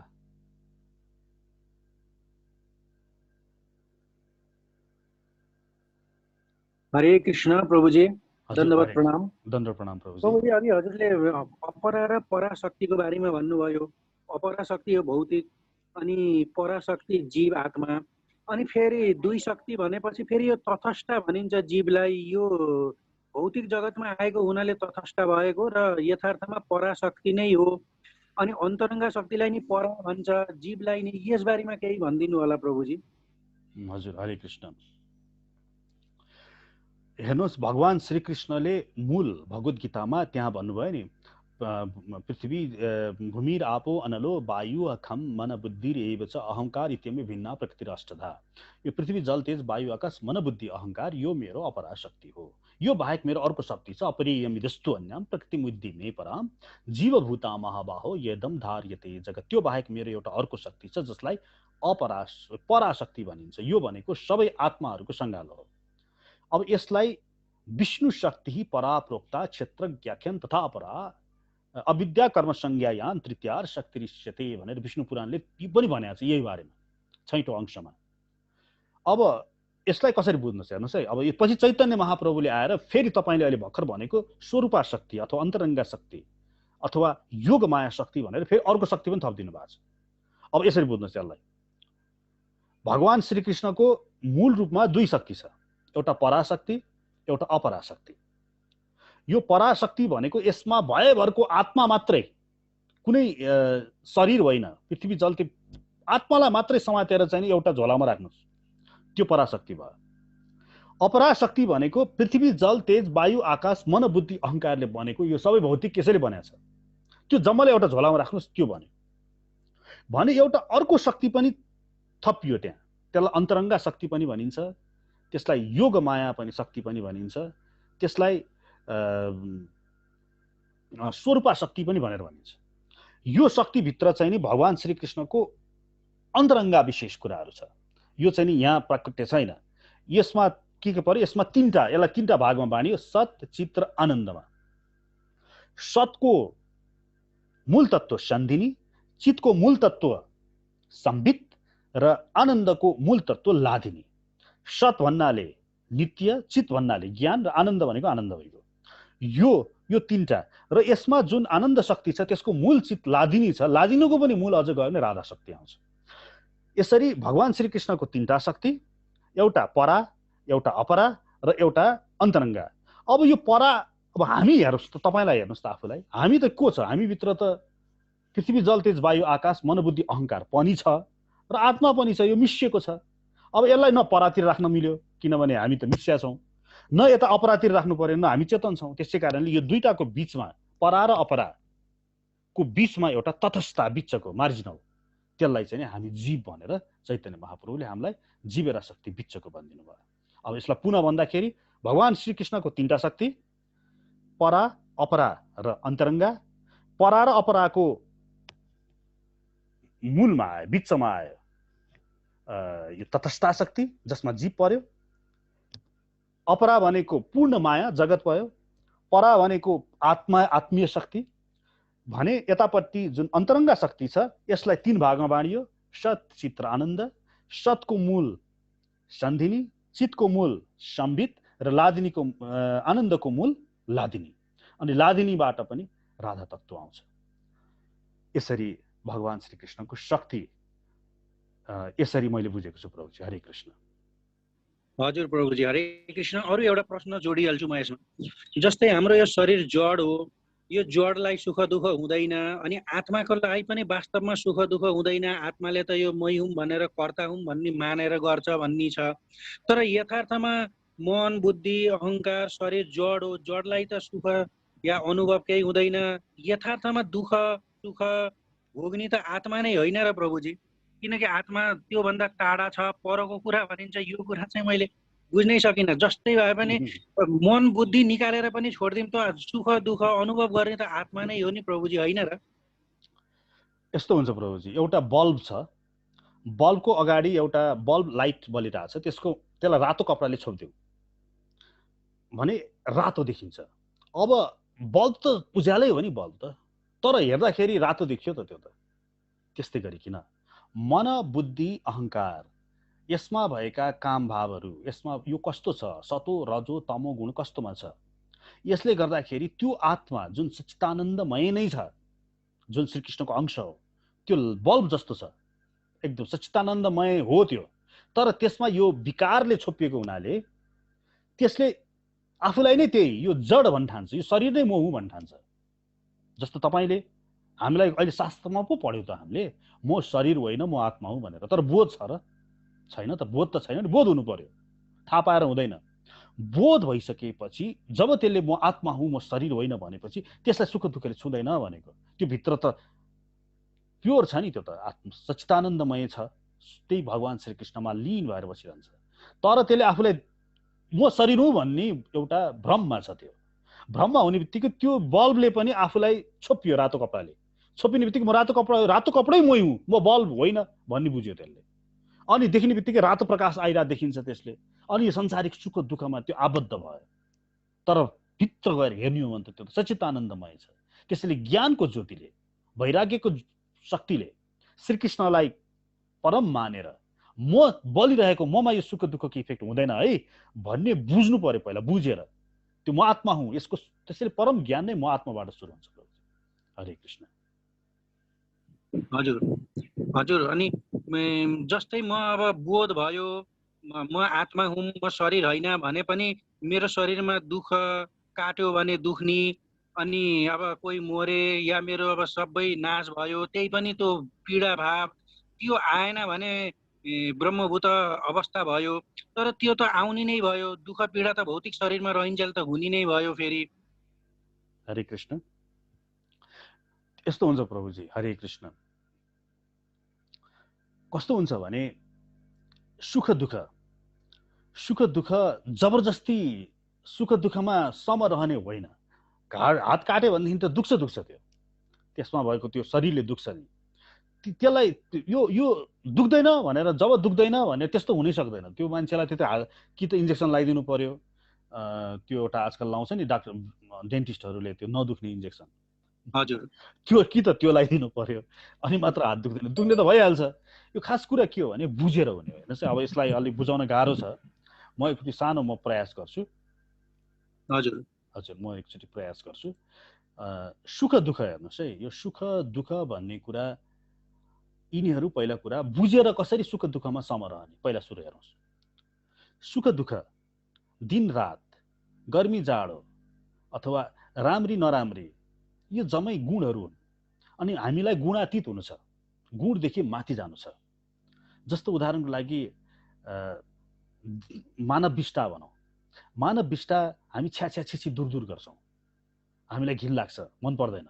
तर अब विष्टाको त्यो गुणदेखि गुणातीत हुने कोसिस गर्नुहोस् त। जस्तो मानौ एउटा दिशाको डाक्टर हुन्छ, दिशा जाँच्ने डाक्टर हुन्छ, त्यसको काम नै दिनभरि दिशा हेरिरहने हुन्छ। उसले माइक्रोस्कोपबाट दिनभरि दिशा हेर्दछ। अब उसले त्यो दिशालाई दिशा हेर्दैन, उसले दिशालाई के देख्दछ, कार्बन, अक्सिजन, हाइड्रोजनको अर्ग्यानिक कम्पाउन्ड देख्छ, माइक्रोस्कोपबाट त्यसरी नै हेरेर चलाइरहन्छ, कोट्याइरहन्छ दिनभरि। त्यो दिशाको छिछि दूरदूरको मामलामा गुणातीत भइसक्यो। हेर्नुहोस् है, त्यस्तै गरिकन डर हेर्नुहोस्, डर लाग्ने नडर लाग्ने हुन्छ। साधु बाबा हेर्नुहोस्, नागा बाबाहरू, उनीहरू मरेको लास खाने साधना गर्छन्। त्यो भोग्लाएर खाएको भन्ठाने होइन, भोग्लाएर के मासु खान जान्छ मरेको मान्छेको लास। उनीहरूले त्यो साधना गरेको, त्यो छिछि र दूरदूर भन्ने गुणदेखि गुणातीत हुनको लागि। अनि उसले मान्छेकै लास काटेर खाइदिइसकेपछि अब त्यसलाई शमशानमा के को डर, त्यो डरदेखि गुणातीत हुन्छ। त्यस्तै अर्को उदाहरण हेर्नुहोस्, यो सुख दुःख, यो सुख दुःख भन्ने कुरा कस्तो हुन्छ भने कसरी बुझ्नु पर्यो भने त्यो व्यक्ति मानौ एउटा व्यक्तिलाई तपाईलाई एउटा कार चाहिँ नि तपाईलाई चिट्ठामा पर्यो र त्यो कार चढ्नु पर्ने भयो तपाईलाई, सेन्ट्रो कार। हामीसँग मसँग त त्यति पैसा भएन, खुसी हुन्छु म त। तर त्यही चिट्ठा मुकेश अम्बानीलाई पर्यो भने ऊ दुखी हुन्छ कि सुख हुन्छ? ऊ त त्योभन्दा ठुल्ठुलो कारमा चढिरह, उसलाई त सेन्ट्रोमा चढ्नु उसलाई दुःख भयो। त यसरी मनन गर्दाखेरि के देखिन्छ भने त्यो कार चढेर सुख हुने भनेको त्यो व्यक्तिको देशकाल पत्र त्यो अनुसार मात्रै हुने हो। उसलाई त्यो देशकाल पत्रमा उसको अवस्था अनुसार सुख भए जस्तो फिल हुने हो।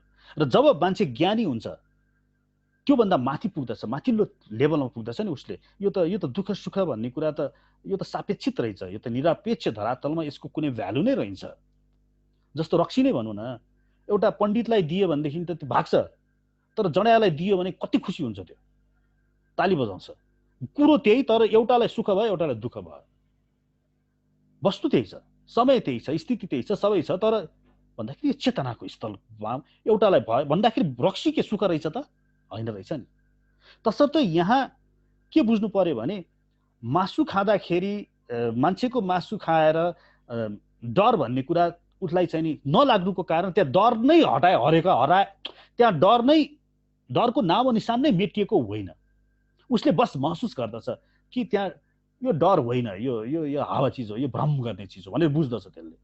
त्यस्तै गरिकन सुख दुःख भन्ने नै हराउने होइन, सुख दुःख रहन्छ उसलाई, तर उसले बस महसुस गर्दछ यो खालि भ्रम हो। यो उसले बुझ्दछ, ज्ञानीले यही अर्कोलाई भइदिए भए सुख हुन्थ्यो, अर्कोलाई भइदिए भए दुःख हुन्थ्यो भनेर उसले बुझ्दछ र उसले त्यसदेखि टाढा रहन्छ। उसको प्रिय व्यक्तिको मृत्यु भयो अरे, मानौ प्रिय व्यक्तिको मृत्यु भयो अनि अथवा आफ्नो छोरो जन्मियो भने एउटा अज्ञानी मान्छे छोरो जन्मिने बित्तिकै पार्टी गर्छ, मृत्यु भयो भने घुवाघुवार हुन्छ। तर ज्ञानी व्यक्तिले के बुझ्दछ भने ऊ भगवत गीताको त्यो ज्ञानको बोधमा हुन्छ कि म जन्मिँदाखेरि मसँग कोही पनि थिएन, यी बिचमा कहाँबाट आइपुगे त्यसै हावामा, अब म जाने बेला पनि कोही हुने होइन क्या अरे। यी बिचमा आएका सम्बन्धहरू जुन हिजो पनि थिएन, भोलि पनि हुनेवाला छैन, यो बिचमा आएको सम्बन्धमा आउ जाउले मलाई के नै फरक पर्छ? यसको मतलब यो होइन कि त्यो घटनै नष्ट हुने, मान्छे उसको लागि मान्छे मर्नै छोडिदिने होइन, उसको लागि मान्छे जन्मिनै छोडिदिने होइन, त्यो भइरहन्छ। तर त्यसले उसलाई इफेक्ट गर्दैन क्या, इफेक्ट मात्र नहुने। त्यस्तै गरिकन घाउमा काटियो, यहाँ काटियो भनेदेखि त्यो नदुख्नै छोड्ने भन्ने होइन। उसले के गर्छ नि, यो हात काटियो, उसको त हातै काट्यो भनेदेखि त पनि ज्ञानी व्यक्तिले के सोध्छ, मेरो त अनेकौं जन्म भइसक्यो, ऊ ब्रह्मभूत अवस्थामा हुन्छ, अनि उसको हातै काट्यो, आँखै फुट्यो भनेदेखि त पनि उसलाई त्यो चिन्ता पर्दैन, त्यस्तो हाई लेभलमा हुन्छ। उसले के सोध्छ भने यो शरीर त भगवानले मलाई कर्म गर्न दिएका हुन्, अब कुनै इच्छाले मेरो हात लानु भयो, उसलाई पीडा हुन्छ। तर पीडा भए तापनि उसले के सोध्छ, ऊ आफ्नो यो 9 द्वारको शरीरभित्र बसेर यो पीडा मलाई चाहिँ नि यहाँ ब्रह्माजीले विभिन्न किसिमका इन्जाइम्सहरू फ्लो गरिदिन्छन्, अनि यहाँ जब घाउ हुन्छ, घाउ भएपछि पीडा हुन्छ, मेरो ब्रेनले पेन वेभ पठाइरहेछ, त्यो पीडा भइरहेछ मलाई, द्याट्स अल। त्यो पेन वेभ उसले त्यो पीडामा त्यो एउटा कुसन बनाउँछ, एउटा कुसन बिचमा, कि त्यसले इफेक्ट गर्दैन। जबकि अज्ञानी व्यक्ति त्यहाँ दुख्यो ऐया र उया गरेर कराउँछ, उसले चाहिँ नि यसलाई एउटा कुसन बनाएर बस उसलाई इफेक्ट गर्दैन। यसलाई भनेको यसरी बुझ्नु पर्यो, यो दुःख सुख नहुने भन्ने कुराहरू। हरे कृष्ण। हजुर प्रभुजी, एकदम प्रष्ट भए प्रभुजी, धेरै धन्यवाद। हरे कृष्ण। हरे कृष्ण। हरे कृष्ण प्रभुजी।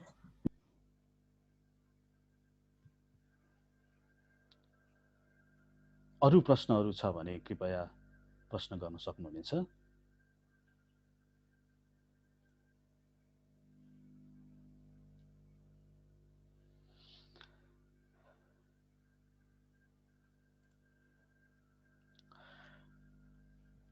हस् त अन्तिममा म यही भन्न चाहन्छु, आज सुरुमा मैले जुन अलि लामो विवेचना गरेँ, यसमा मलाई हिजो फोन गर्नुहुने उहाँहरू अहिले उपस्थित हुनुहुन्छ भने केही प्रश्न छ भने त्यसमा प्रश्न पाऊँ, म अझै पनि एक्सप्लेन गर्न तयार छु। र मेरो चक्षुले र विभिन्न जगत गुरुहरू पनि हुनुहुन्छ, सबैको चक्षुले श्रीकृष्ण नै परम देख्नुहुन्छ। फेरि एक त परम हुनै पर्यो नि। हाम्रो साधारण हिसाबले सोच्दाखेरि पनि कुनै पनि एउटा सहरमा दुईटा सिडिओ त बस्दै हुँदैन, देखिया छैन अहिलेसम्म। एउटा राष्ट्रमा दुईटा राजा त देखिया छैन, हैन? कुनै पनि मुलुकमा एकभन्दा बढ्ता राष्ट्राध्यक्ष हुँदैन। एउटा म्यानमा दुईटा तरवार हुनै सक्दैन। तसर्थ यहाँ के हुनु पर्यो भने यस समस्त विश्व ब्रह्माण्डलाई सञ्चालन गर्ने एक तत्त्व नै हुनु पर्यो। चाइनिजहरूको लागि छुट्टै त्यहाँ एउटा छुट्टै भगवान बस्या हुनु होला र त्यहाँ मुसलमानहरूको लागि छुट्टै आकाशमा भगवान बसिरह, क्रिस्चियनहरूको लागि छुट्टै, अमेरिकनको लागि छुट्टै, अनि रसियनहरूको लागि छुट्टै त्यस्तो माथि बस्या होला र?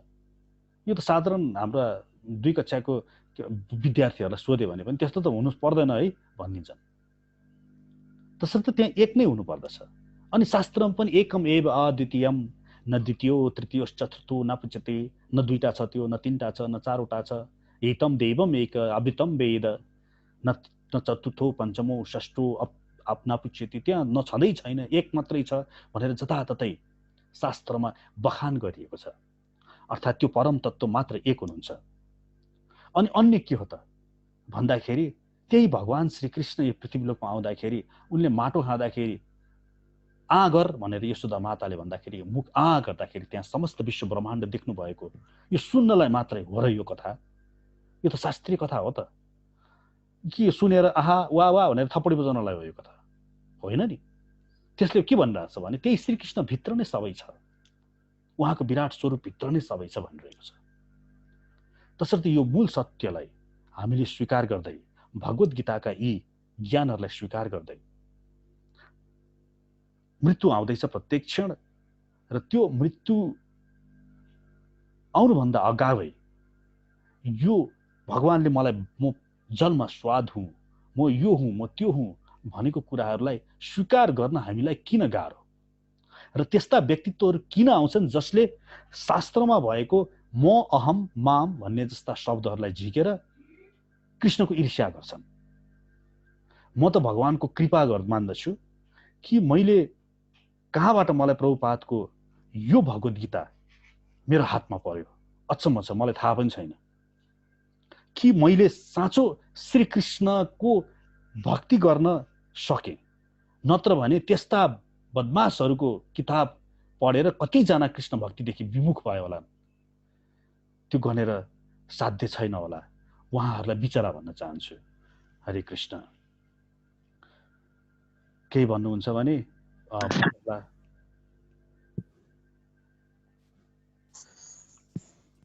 हजुर प्रभुजी धन्यवाद, प्रणाम। हजुरले भन्नुभएको कथाहरू बाणीहरू एकदमै मलाई चाहिँ आस्था लाग्छ। हजुरले भन्दाखेरि एकदम भनौँ न आनन्दित भएर चाहिँ ग्रहण गर्छु। यसरी नै हजुरको कृपाले गर्दा अझै भक्तिमा प्रोसेस अझै हुँदै जाओस् प्रभुजीको कृपाले। हजुर प्रभुजी, यही भन्न चाहन्छु प्रभुजी। हरे कृष्ण, धन्यवाद, प्रणाम प्रभुजी। प्रणाम प्रभुजी। हस् त अब हाम्रो यो कार्यक्रमलाई आज यही टुङ्ग्यौँ। हरे कृष्ण प्रभुजी, एउटा अन्तिम प्रश्न राख्न चाहे प्रभुजी।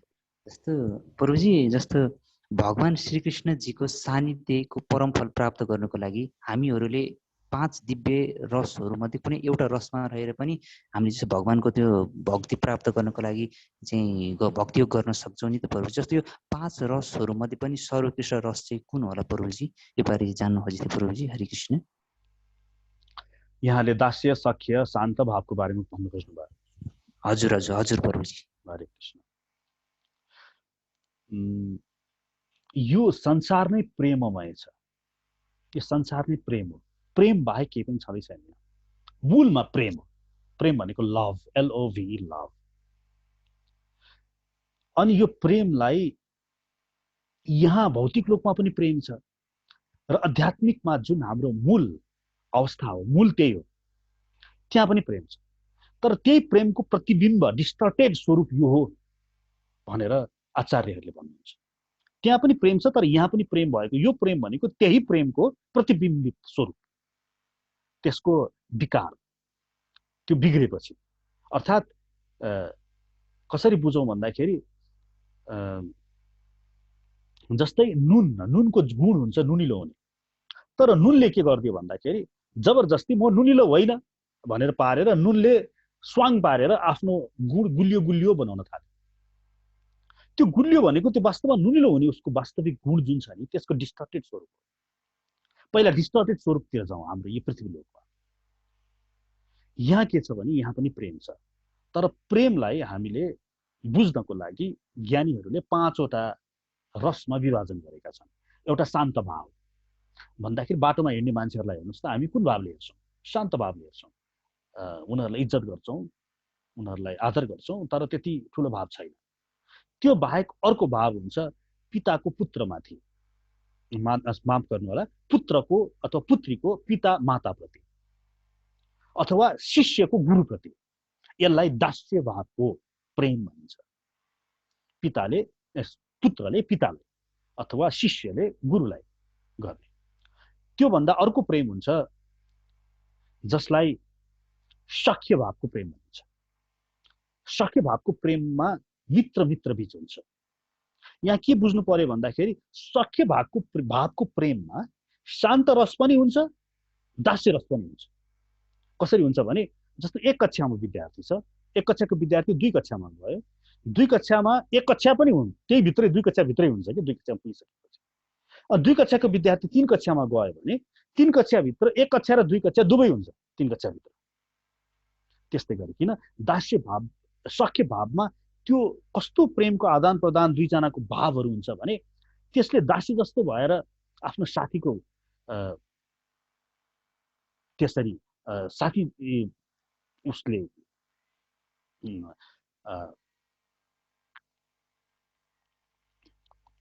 आफ्नो साथीलाई दास्य जस्तो भएर, मलाई शब्दै आएन, उसले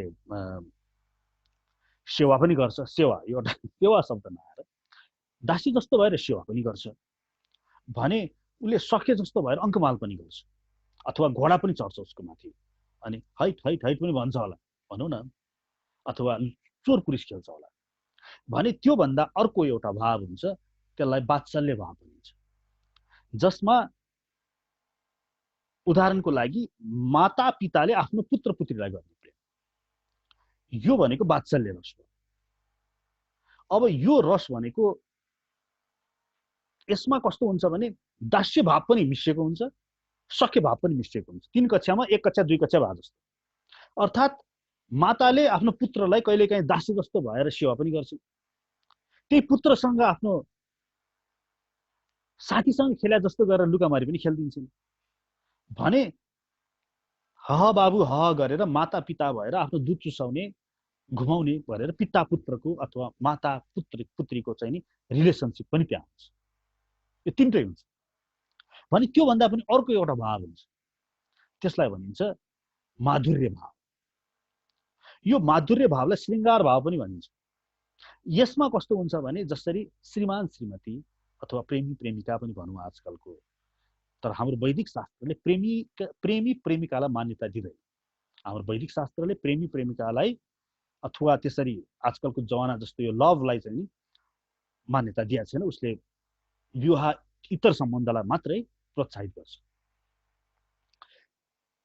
अब यहाँ चाहिँ नि जुन वात्सल्य भावमा हुन्छ यसमा दास्य, सख्य, वात्सल्य यो तीनै भावहरू हुन्छ। 4 कक्षामा 1 कक्षा 2 कक्षा 3 कक्षा सबै भाव जस्तो।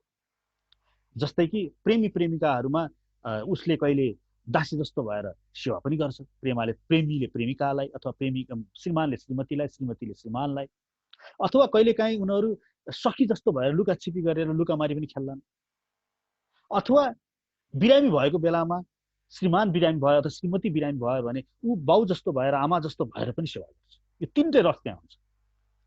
यो माधुर्य भाव, र यो माधुर्य भाव पनि तीन प्रकारको हुन्छ फेरि हेर्नुहोस् है। एउटा चाहिँ नि साधारणारति, एउटा चाहिँ नि सामञ्जस्यारति, एउटा सामर्थ्यारति भनिन्छ। यो साधारणारति भनेको कस्तो भने यसमा चाहिँ नि श्रीमान श्रीमतीको बीचको सम्बन्धमा स्वार्थ हुन्छ। मतलब उसले मलाई, मैले उसलाई सेवा गरिदिनु, मैले केही पाउनको लागि हुन्छ, मलाई केही, उसले मलाई केही दिन्छ कि भनेर हुन्छ। भने यो सामञ्जस्यारति त्योभन्दा माथिको जुन छ यसमा चाहिँ व्यापार हुन्छ दुईजनाको बिचमा। मैले यसलाई गरिदिन्छु, त्यसले मलाई यो गरिदेला। मैले यसलाई उसको बर्थडेमा मैले आज पाइन्ट किनिदिएँ, मेरो एनिभर्सरीमा यसले मलाई साडी किनिदिन्छ। यसरी दुईजनाको चाहिँ यसको व्यापार हुन्छ। अनि उसले फोन गर्दाखेरि हेलो आई लभ यु भन्छ, उसले आई लभ यु भन्न बिर्स्यो भने रिसाइहाल्छ। यो बराबर हुनु पर्यो यिनीहरूको। यो चाहिँ नि जेनरली सामञ्जस्यारति यहाँसम्म हाम्रो संसारमा पाइन्छ। अर्को सामर्थ्यारति भाव पनि हुन्छ, यो दिव्य हुन्छ, यो यहाँ पृथ्वीलोकमा छैन। सामर्थ्यारति भनेको कस्तो हुन्छ भने म बस उसको ख्वाइसको लागि, उसको सुखको लागि मात्रै म उसलाई प्रेम गर्छु, उसको सुखको लागि। यो माधुर्य भावको सामर्थ्यारति यो दिव्य छ। यसमा यदि यो यहाँ एक्जिस्ट गर्ने हो हाम्रो पृथ्वीलोकमा भने यो कस्तो हुन्छ भने श्रीमान श्रीमतीले, मानव श्रीमानले अन्य स्त्रीसँग मन पराए भने श्रीमतीले उस के गर्छ भने ओहो मेरो श्रीमानलाई त त्यो स्त्री मन परेछ भनेर त्यो स्त्री कहाँ गएर ललाइ फुलाइ गरेर श्रीमानका ल्याइदिन्छ उसले। अथवा श्रीमानले पनि श्रीमतीलाई, मानव श्रीमतीले अर्कै केटो मन पराए भने उसले गएर बरु ल्याइदिन्छ। 5वटा मन परायो भने 5वटै ल्याइदिन्छ। उसको सुखमा ऊ खुसी देख्छ के। म पहिला जान्छु भने जाऊ जाऊ भनेर एकदम, तर रिसाउँदैन, एकदम झन् खुसी हुन्छ। उसको सुखमा ऊ खुसी हुन्छ। यस्तो किसिमको भाव यो चाहिँ नि दिव्य लोकमा हुन्छ। यस्तो किसिमको प्रेम, यसलाई चाहिँ नि सामर्थ्यारति हुन्छ, जुन गोपीमा थियो, जुन राधामा छ कृष्णप्रति। राधाले के गर्छिन् रे भने आफ्नो ललिता, विशाखा, इन्दुलता, चम्पा आदि यो उहाँहरूको सखीहरू कहाँ अथवा मन्जरीहरू कहाँ गएर राधाले भन्छन् रे मेरो कृष्ण कहाँ गएर तिमी खेल्न जाऊ न, सायद मैले मेरो कृष्णलाई सुख दिन सकिरहेको छैन भनेर अनुनय विनय नै गर्छिन् रे राधाले। यसरी यो प्रेमको भावहरू छ। र यही प्रेम जुन डेफिनेसन मैले दिएँ यहाँहरूलाई, यही नै श्रीकृष्णतिर लगाउने। कसरी लगाउने त भन्दाखेरि नारदजीले भन्नुहुन्छ गुणरहितम कामनारहितम प्रतिक्षणम वर्धमानम सूक्ष्मतरम अनुभव रूपम भन्नुहुन्छ। गुणरहितम, गुण बिना, गुणलाई प्रेम गर्ने होइन। यहाँ पृथ्वीलोकमा हामीले के लागि गुणलाई प्रेम गर्छौँ। हेर त त्यो केटा कति ह्यान्डसम छ, ह्यान्डसम भन्ने गुण हो। हेर त त्यो डक्टर हो, डक्टर गुण हो। हेर त त्यो धनी छ, धनी यो गुण हो। त्यो केटी हेर त कति सुन्दर छ, सुन्दर, त्यो गुण हो। यो गुणलाई प्रेम गर्छौँ हामीले यहाँ। त्यो गुण जुन दिन जान्छ, त्यो ह्यान्डसम जान्छ, त्यो धनी जान्छ, यिनीहरूको प्रेम पनि डिभोर्स हुन्छ यहाँको प्रेम चाहिँ। तर यो जुन सामर्थ्यारतिको प्रेममा छ माधुर्य रसको, यसमा शास्त्रले भन्छ श्रीकृष्णलाई प्रेम गर्दाखेरि गुणमा नजाउरे। यसकारण कृष्णलाई प्रेम नगर कि कृष्ण जलमा, सबै जलमा स्वाद हुँ, म सबैको शक्तिमान हुँ, मैले गर्दाखेरि पृथ्वी चलेको छ। यो त सुन्नलाई मात्रै हो। वास्तविक प्रेमीलाई यो ड्याम केयर हो, मतलब छैन। उसले बस प्रेम गर्छ। ऊ मरेर गयो रे मानव, कृष्ण माथि गयो, केही पनि गुण पाएन उसले। कृष्ण त इन्द्रजी भन्दा पनि साना रहेछन्, काले रहेछन्, दाँत पनि छैन रहेछ, मुख पनि नराम्रो भए पनि उसलाई ड्याम केयर हुन्छ। जसरी तपाईँलाई तपाईँको आमा हुन्छ नि, तपाईँको आमाको दाँत पनि फुत्क्यो, काली भइयो, नाकै काटियो भनेदेखि त के तपाईँले ऐश्वर्य रायसँग छाडिदिन्छु है तपाईँको आमा भनेर नि मान्नुहुन्छ? मान्नुहुन्न नि, किनभने तपाईँको प्रेम छ। तपाईँले आमालाई गुणलाई प्रेम गर्नुहुन्न, तपाईँले आमालाई नै प्रेम गर्नुपर्छ। त्यसैले कृष्णलाई यहाँ चाहिँ नि गुण रहितम रे, कामना रहितम हुनु पर्यो। दोस्रो, कृष्णसँग कामना नलिने, गोलोक जान्छु भनेर कृष्णलाई भक्ति गर्ने होइन, यो त कामना भयो। कृष्णलाई प्रेम गर्ने यसकारण होइन कि मलाई यहाँ धन सम्पत्ति मिल्ला, मलाई यहाँ प्रेम गरेपछि मेरो चाहिँ भोलि जागिर लाग्ला, यसकारणले तपाईँले कृष्णको भक्ति, हरे कृष्ण महामाला जप्नुहुन्छ भने त्यो भक्ति, त्यसलाई उच्चतमको भक्ति मानिँदैन। त्यस्तै गरिकन प्रतिक्षम वर्धमानम हुन्छ अरे। यो भक्ति भनेको त कस्तो हुन्छ, हिजोभन्दा आज। एउटा अचम्म कुरा के थाहा छ यो भक्ति रसमा, भक्ति रस कहिले पनि सकिँदै सकिँदैन। यही छ यसमा। यो भक्ति गर्दै जाने हो। जस्तो अन्य कुराहरूमा ज्ञान योगमा कस्तो हुन्छ भने ज्ञान सकिन्छ के, ज्ञान प्राप्त हुन्छ, सबै ज्ञान प्राप्त भएपछि ज्ञानी हुन्छ, त्यसको फल भन्ने हुन्छ। तपाईँले खेत खन्नु भयो भने खेत खन्ने काम सकिन्छ अनि त्यसको फल भन्ने हुन्छ। तर भक्ति योगमा यो भक्ति कहिले पनि सकिँदैन, यो बढ्दै जान्छ, प्रतिक्षण वर्धमानम। अनि त्यो सँगसँगै प्यारेलली तपाईँले रस लिइरहनुहुन्छ, यसको प्रेमा रस भन्छ त्यसलाई, कृष्णानन्द भन्छ, त्यसैलाई कृष्णानन्द भन्छ। र यो प्रतिक्षण वर्धमानम, अनुभव रूपम, अनुभव गर्ने हो यो चिज। सूक्ष्मतरम, यसरी भक्ति र सामर्थ्यको अथातो भक्तिम व्याख्यास्यामः सत्वस्मिन् परम प्रेम रूपामृत स्वरूपा च यल्लब्ध्वा सिद्धो भवति अमृतो भवति तृप्तो भवति भनेर नारद मुनिले यो भक्तिको बहुत व्याख्या गर्नुभएको छ। जस यतिबाट केही शान्त भयो होला यहाँको जिज्ञासा। हरे कृष्ण। हुन्छ, हरे कृष्ण। हामीलाई धेरै राम्रोसँग बुझाइदिनु प्रभुजी, थ्याङ्क यू सो मच। हरे कृष्ण प्रभुजी। हरे कृष्ण। हरे कृष्ण प्रभुजी। यो रसको कुरा आयो, हुन त म जिज्ञासु हुनाले सोधेको छु यो है। हुन त भक्तिको लाइनमा धेरै ज्ञानको आवश्यकता पर्दैन, त्यही पनि मलाई हल्का यो कस्तो रहेछ भनेर जान्न मन लाग्यो। जस्तै गीताको भूमिकामा नै आउँछ, भगवानको कोही शान्त रसमा सेवा गर्छ, कोही दास्य। शान्तलाई त्यहाँ इनेक्टिभ भनेको छ, निष्क्रिय। अनि यो भौतिक जगतमा चेतनाको अनुसार पो त्यसले भक्त गर्छ त भक्ति गर्छ, तर आध्यात्मिक जगतमा पनि चेतनाको विकास तल्लो र माथिल्लो त हुँदैन होला, किनकि भक्तहरूले प्रवचनमा भन्दा सुनेको छु शान्त रसमा रुख बिरुवा त्यहाँका पशु पन्छी पर्छ, तर सनक सनातन सनन्दन सनत कुमार पनि शान्त रसको हुनुहुन्थ्यो भन्ने आउँछ। यो विषयमा केही भनिदिनु होला प्रभुजी, किनकि आध्यात्मिक जगतमा त चेतनाको स्तर एउटै हुने होला। हरे कृष्ण। हेर्नुहोस्, यो शान्त रस, दास्य रस, सख्य रस जुन छ नि, यो कुनै यो पढ्नलाई सजिलो होस् भनेर आचार्यहरूले यसरी वर्गीकरण गरिदिएको, पढ्नलाई सजिलो होस् भनेर। तपाईँले गाडी चलाउनुहुन्छ, यहाँ कतिले गाडी चलाउन जान्नुहुन्छ, जस्तो गाडी स्टार्ट गर्नुहुन्छ नि, अनि गाडी चाहिँ नि स्पिडमा लानुहुन्छ, पहिला आफै थाहा नै पाउनुहुन्न तपाईँले, फर्स्ट गियरमा स्वाट फर्स्ट गियर, अनि त्यसपछि घुइँ पार्नुहुन्छ क्लच दाबेर सेकेन्ड गियर, अनि घुइँ पारेर थर्ड गियर, फेरि अलिकति आउँछ फेरि सेकेन्ड गियरमा जानुहुन्छ, तपाईँलाई थाहा नै हुँदैन कुन गियरमा छु भनेर। यस्तै गरिकन यो गियर हो क्या, यो कहिले तपाईँ दास्य शान्त वात्सल्य माथि यो त हामीले पढ्न सजिलो हुनको लागि मात्रै बताइदिएको हो। यो त कसरी हुनु पर्यो भन्दाखेरि तपाईँ कुन गियरमा हुन्छ तपाईँले त्यो थाहा पाउने होइन, र अन्य व्यक्तिलाई त दास्यमा छस् म त वात्सल्यमा छु भनेर अझ होच्याउने यो गर्छ भने त्यो मान्छे भक्ति मार्गमै छैन। यो थाहा नै हुँदैन म कुन रसमा छु भन्ने कुरा। यो त जसरी खोला बग्छ ऊ आफै निरन्तर, जसरी त्यो गाडीको गियर चेन्ज गर्छ उसले, फर्स्टबाट सेकेन्ड, सेकेन्डबाट थर्ड, कहाँ कहाँ पुगिरहेको हुन्छ, उसलाई गियर कुन गियरमा छ थाहा हुँदैन चालकलाई, त्यो आफै त्यो गइरहेको हुन्छ। यसरी यो परिवर्तन हुन्छ। त्यसैले यो म यो गियरमा जान्छु, म चाहिँ नि अबदेखि दास्य गर्छु, म चाहिँ नि वात्सल्य गर्छु भन्ने होइन। कृष्णको भक्ति गर्नुहोस्, तपाईँको स्वतःभित्र चित्तले आफैलाई कुन गियरमा स्वतः राख्छ।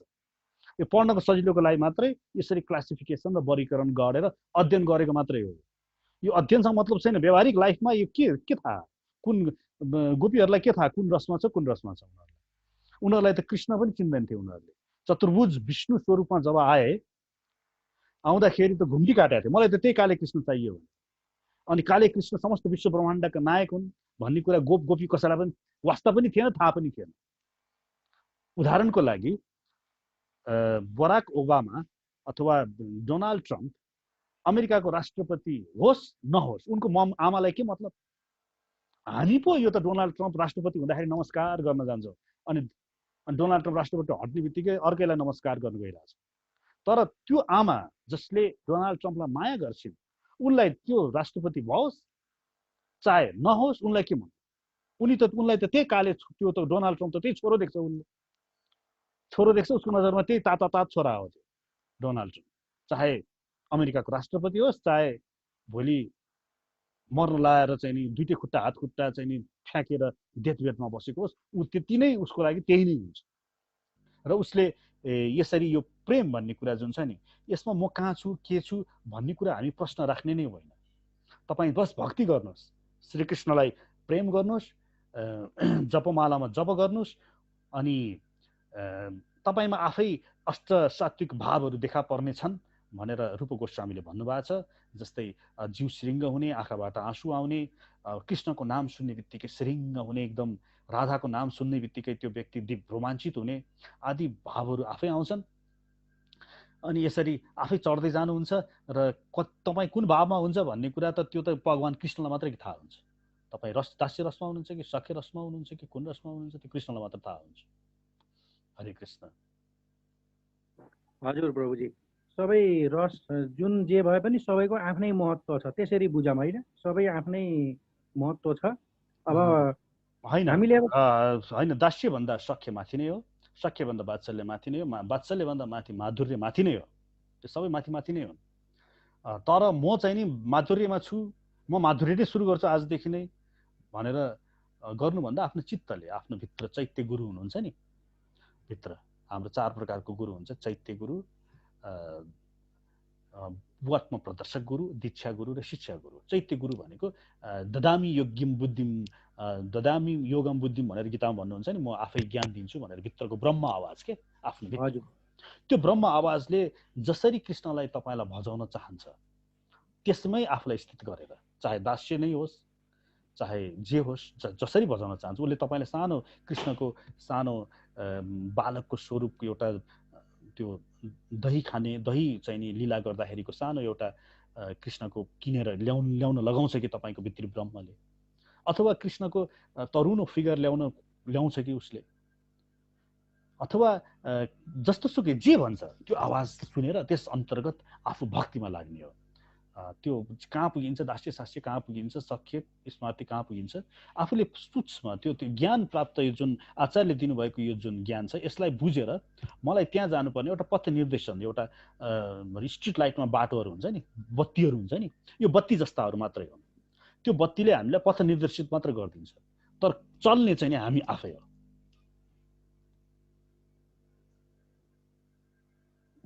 हजुर प्रभुजी, अब मैले प्रभुपादकै गीता पढेको हुनाले अब मलाई अलिक प्रश्नहरू बढी आउँछ, अनि त्यही भएर अब फेरि उहाँकै इस्कनकै हजुरहरू भक्तसितै सोध्न पर्यो। फेरि इस्कनभन्दा बाहिरकालाई सोधेर यो कुराको पनि त्यति हुँदैन, किनकि एउटै कुराको फरक फरक कुरा आउँछ। त्यही भएर तपाईँको, किनकि मैले यो रसको बारेमा जान्न खोजेको, किनभने ऊभन्दा ऊ ठुलो भनेको पनि छ, अनि फेरि एउटै पनि भनेको छ। त्यही भएर यो मलाई अलिकति कन्फ्युज भएको थियो, अहिले क्लियर भयो। हजुर, हुन्छ प्रभुजी, हरे कृष्ण। हस् त, अब हामी एकपल्ट हरे कृष्ण महामन्त्र 3 चोटि जप गरेर आजको यो हाम्रो सत्सङ्गलाई यही टुङ्ग्यौँ। हरे कृष्ण हरे कृष्ण कृष्ण कृष्ण हरे हरे, हरे राम राम राम हरे हरे, हरे कृष्ण कृष्ण हरे हरे, हरे राम राम राम हरे हरे, हरे कृष्ण कृष्ण हरे हरे, हरे राम राम हरे हरे, हरे राम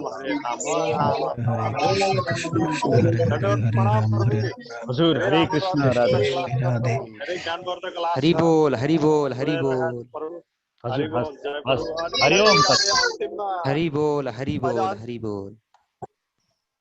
हजुर बोल्दै हुनुहुन्थ्यो, बोल्नुहोस्, अन्तिममा के भन्नुहुन्थ्यो?